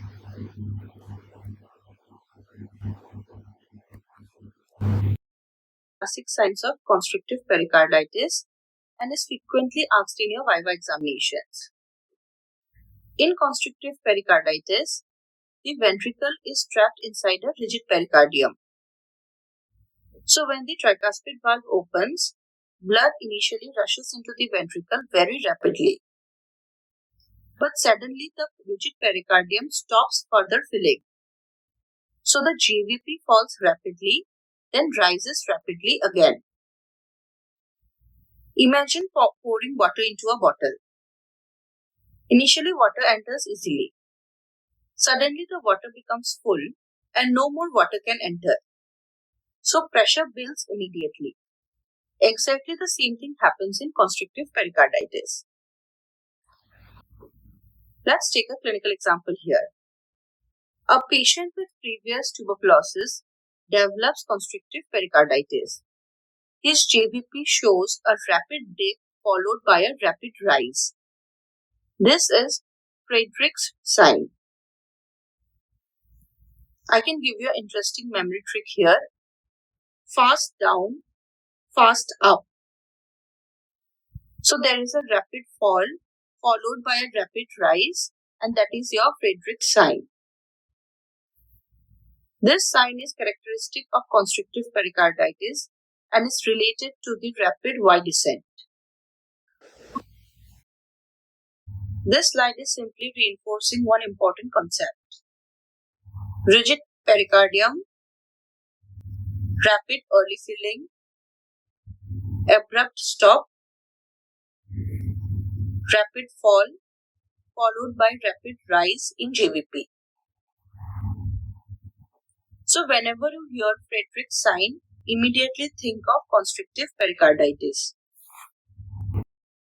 Another classic sign of constrictive pericarditis is the square root sign. Normally, ventricular filling is smooth. But in constrictive pericarditis, blood enters rapidly during early diastole, but suddenly stops because the rigid pericardium prevents further expansion. On pressure tracing, this looks exactly like the mathematical square root symbol. So why is it called the square root? Because the pressure curve dips sharply, then becomes flat, exactly resembling the square root. Let's take a clinical example here. A patient with calcified constrictive pericarditis undergoes cardiac catheterization. The ventricular pressure tracing shows a dip followed by a plateau. That's the square root sign. So always remember, dip followed by a plateau is your square root sign. And always think of constrictive pericarditis. Square root sign is demonstrated on ventricular pressure tracing, whereas Frederick's sign is appreciated clinically on the JVP. So going over the square root sign again, whenever you hear dip and plateau, your brain should immediately answer constrictive pericarditis. Bedside signs in clinical cardiology. So let's understand what happens in normal physiology. Normally during inspiration, intrathoracic pressure decreases, so more blood enters the right heart. The right ventricle accommodates this extra blood easily. Therefore, the JVP falls. But now what happens in Kussmaul sign? In diseases where the right ventricle cannot expand, the extra venous return during inspiration has nowhere to go. Blood accumulates in the veins, and instead of falling, the JVP rises. This paradoxical rise is called the Kussmaul sign. Let's take a clinical example. Imagine a patient with constrictive pericarditis. You ask him to take a deep breath. Instead of the neck veins collapsing, they become even more distended. That's Kussmaul sign. So always remember, Kussmaul equals JVP climbs while you inspire. So during inspiration, JVP goes up, and that's your Kussmaul sign. So where do you see this? Constrictive pericarditis, restrictive cardiomyopathy, right ventricular infarction, and severe right heart failure. Students confuse Kussmaul signs with pulsus paradoxus. Remember, pulsus paradoxus affects the pulse, whereas Kussmaul sign affects the JVP. This slide can be remembered with one simple rule. As we have discussed, normally during inspiration, JVP falls. But in inspiration, if JVP rises, think Kussmaul sign. The common causes can be remembered using a mnemonic. CRRS.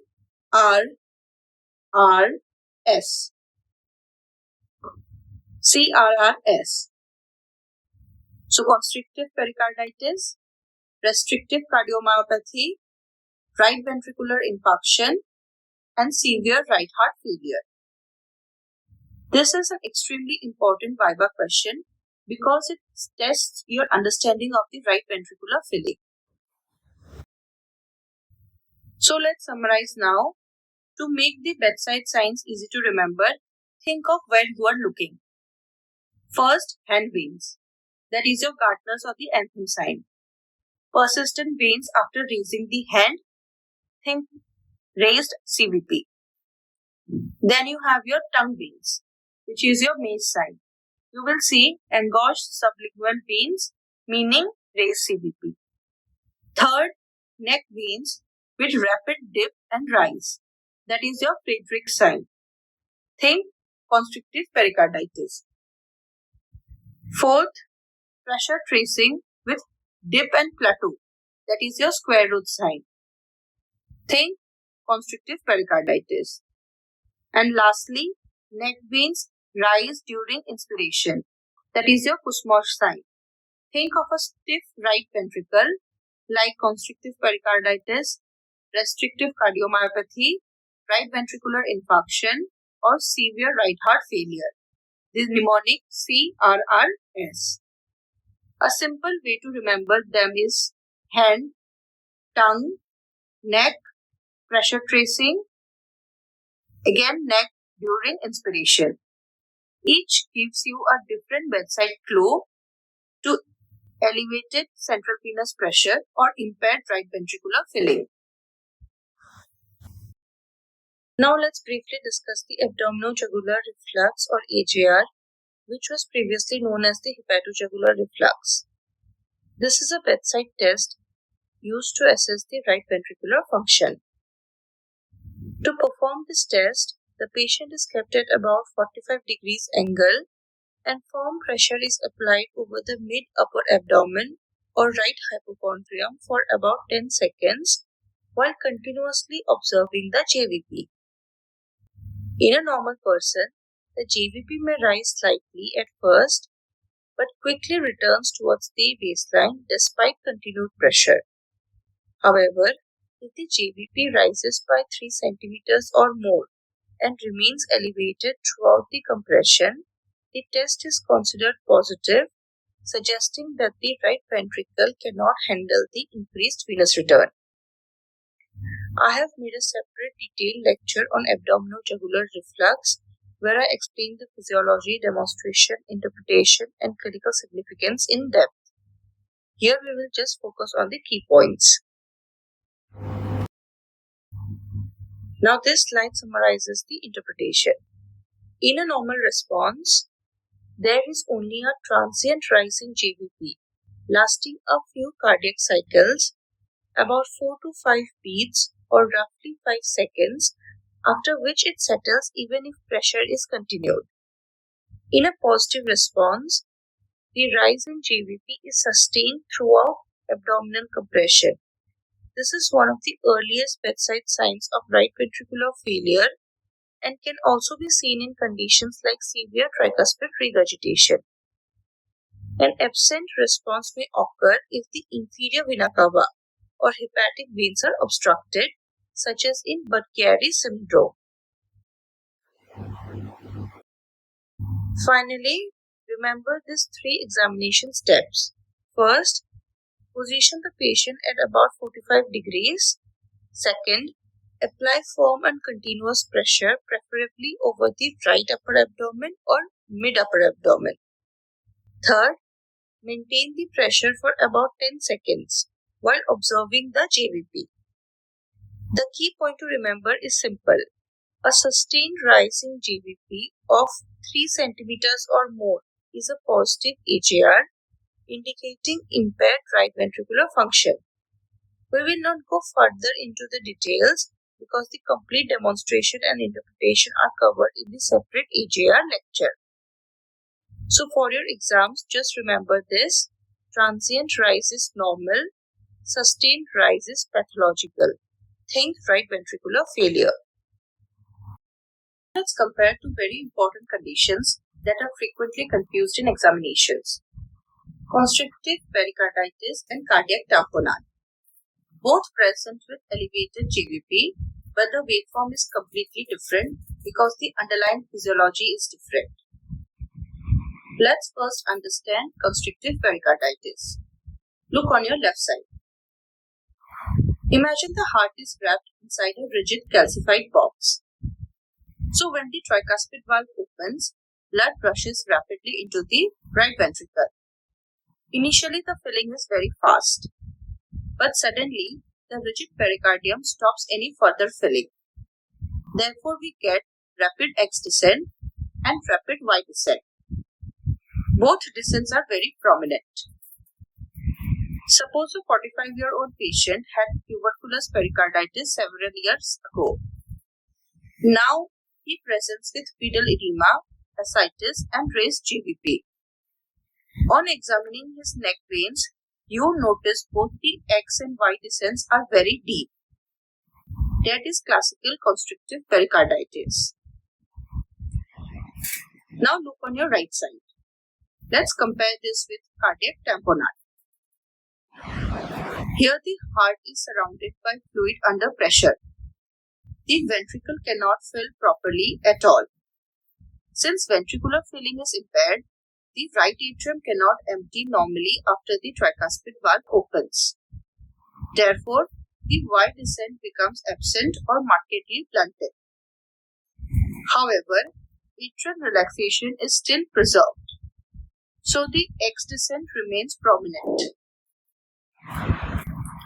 Imagine a patient after a stab wound injury to the chest. Blood accumulates rapidly inside the pericardial sac. He develops hypotension, muffled heart sounds, raised JVP. When you observe the waveform, you find prominent X descent but absent Y descent. You always think about cardiac tamponade. So whenever the examiner asks, which descent helps you differentiate constrictive pericarditis from tamponade, always answer immediately the Y descent. Because in constrictive pericarditis, you have rapid Y, whereas in tamponade, you have absent Y.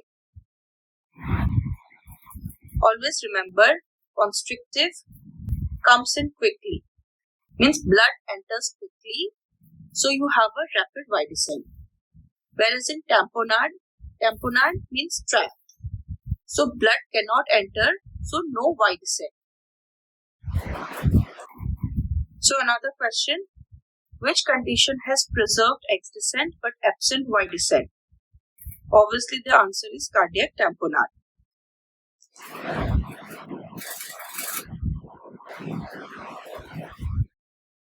Now this table is one of the most commonly asked Viva questions. First look at constrictive pericarditis. X descent is prominent, Y descent is even more prominent. The reason why, as we have explained earlier, because blood enters rapidly and then suddenly stops. Now look at cardiac tamponade. X descent is prominent, but Y descent is absent. Again, why? The ventricle never gets a chance to fill. But in tricuspid regurgitation, blood leaks backward into the right atrium during systole, so the atrium never relaxes properly. Therefore, the X descent disappears.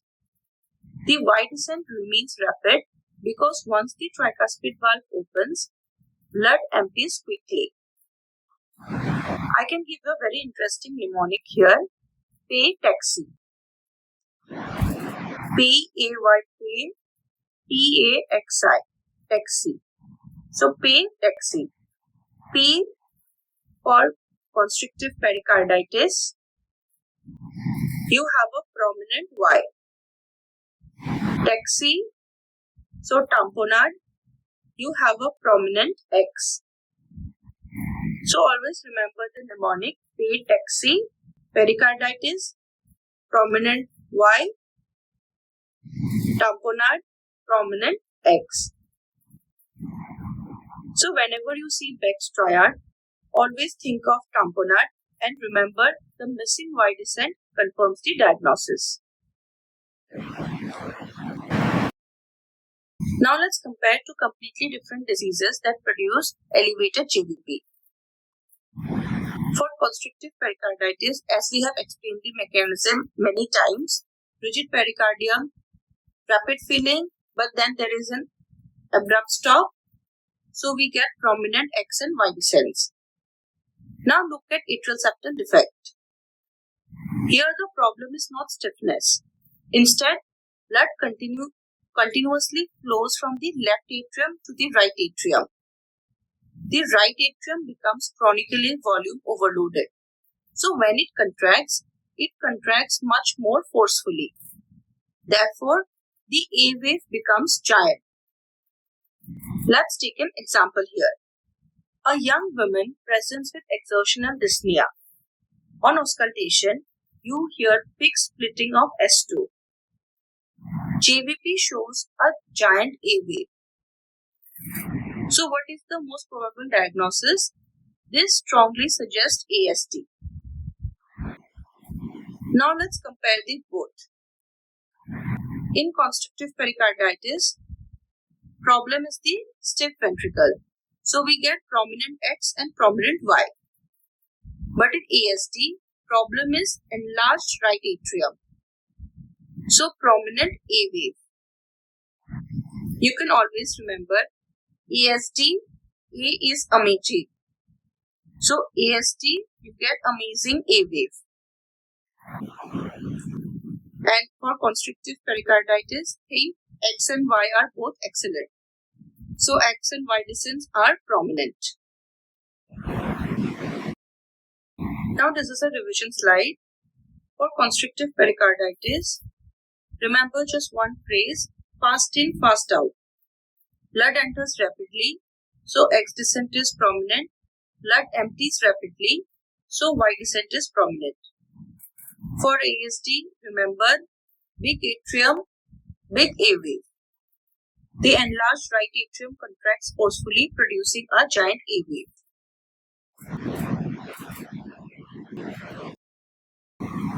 Whenever a patient comes to the emergency department in shock, one of the biggest bedside examinations is the JVP. Many students ignore it, but the neck veins can tell you whether the problem is in the heart, the lungs, or simply loss of blood. Think of JVP as the traffic signal of venous return. If blood cannot move forward, it backs up into the neck veins. Now let's look at the principle first. Normally, shock means poor tissue perfusion. But not every type of shock has the same JVP. So always ask yourself one question. Is the blood unable to reach the heart, or is the heart unable to pump the blood?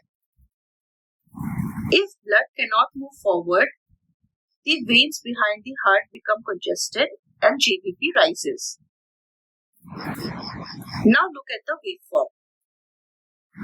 The whole waveform is shifted upward. The A wave, C wave and V wave are all elevated because right atrial pressure is elevated. And depending on the cause, the X and Y descents may become abnormal. But the most important finding is that the baseline JVP itself is elevated. Now let's discuss the causes one by one. First, you have cardiogenic shock. Imagine a patient with a massive anterior wall MI. Here, the left ventricle fails and blood cannot be pumped forward. So blood backs up into the pulmonary circulation and eventually into the right side of the heart. So as a result, you get raised JVP. Let's take a clinical example. A 65-year-old diabetic patient presents with chest pain. His blood pressure is 70/40, cold clammy extremities and raised JVP with pulmonary edema. Now obviously this is cardiogenic shock. Second, obstructive shock. Now suppose the heart itself is normal, but something outside is preventing it from filling. Examples include your cardiac tamponade, massive pulmonary embolism, and tension pneumothorax. Here the heart cannot fill and blood accumulates behind it. As a result, the JVP rises. Let's take another example. A trauma patient suddenly becomes hypotensive. One side of the chest is hyperresonant and the trachea is deviated with neck veins hugely distended. Immediately think of tension pneumothorax. Third, you have septic shock. This confuses many students. Early septic shock usually has a low or normal JVP because of vasodilation. However, late septic shock, especially after aggressive fluid resuscitation or myocardial depression, may show a raised JVP. Fourth, hypovolemic shock. This is the easiest one. If blood volume is lost, there is very little blood returning to the heart and there is no venous congestion. Therefore, JVP is low or absent. This is why JVP helps distinguish hypovolemic shock from cardiogenic shock. In emergency medicine, always remember, shock with raised JVP, think heart or obstruction. Whereas, if you get shock with flat neck veins, think hypovolemia. So whenever an examiner asks, which type of shock shows low JVP? Obviously the answer is hypovolemic shock.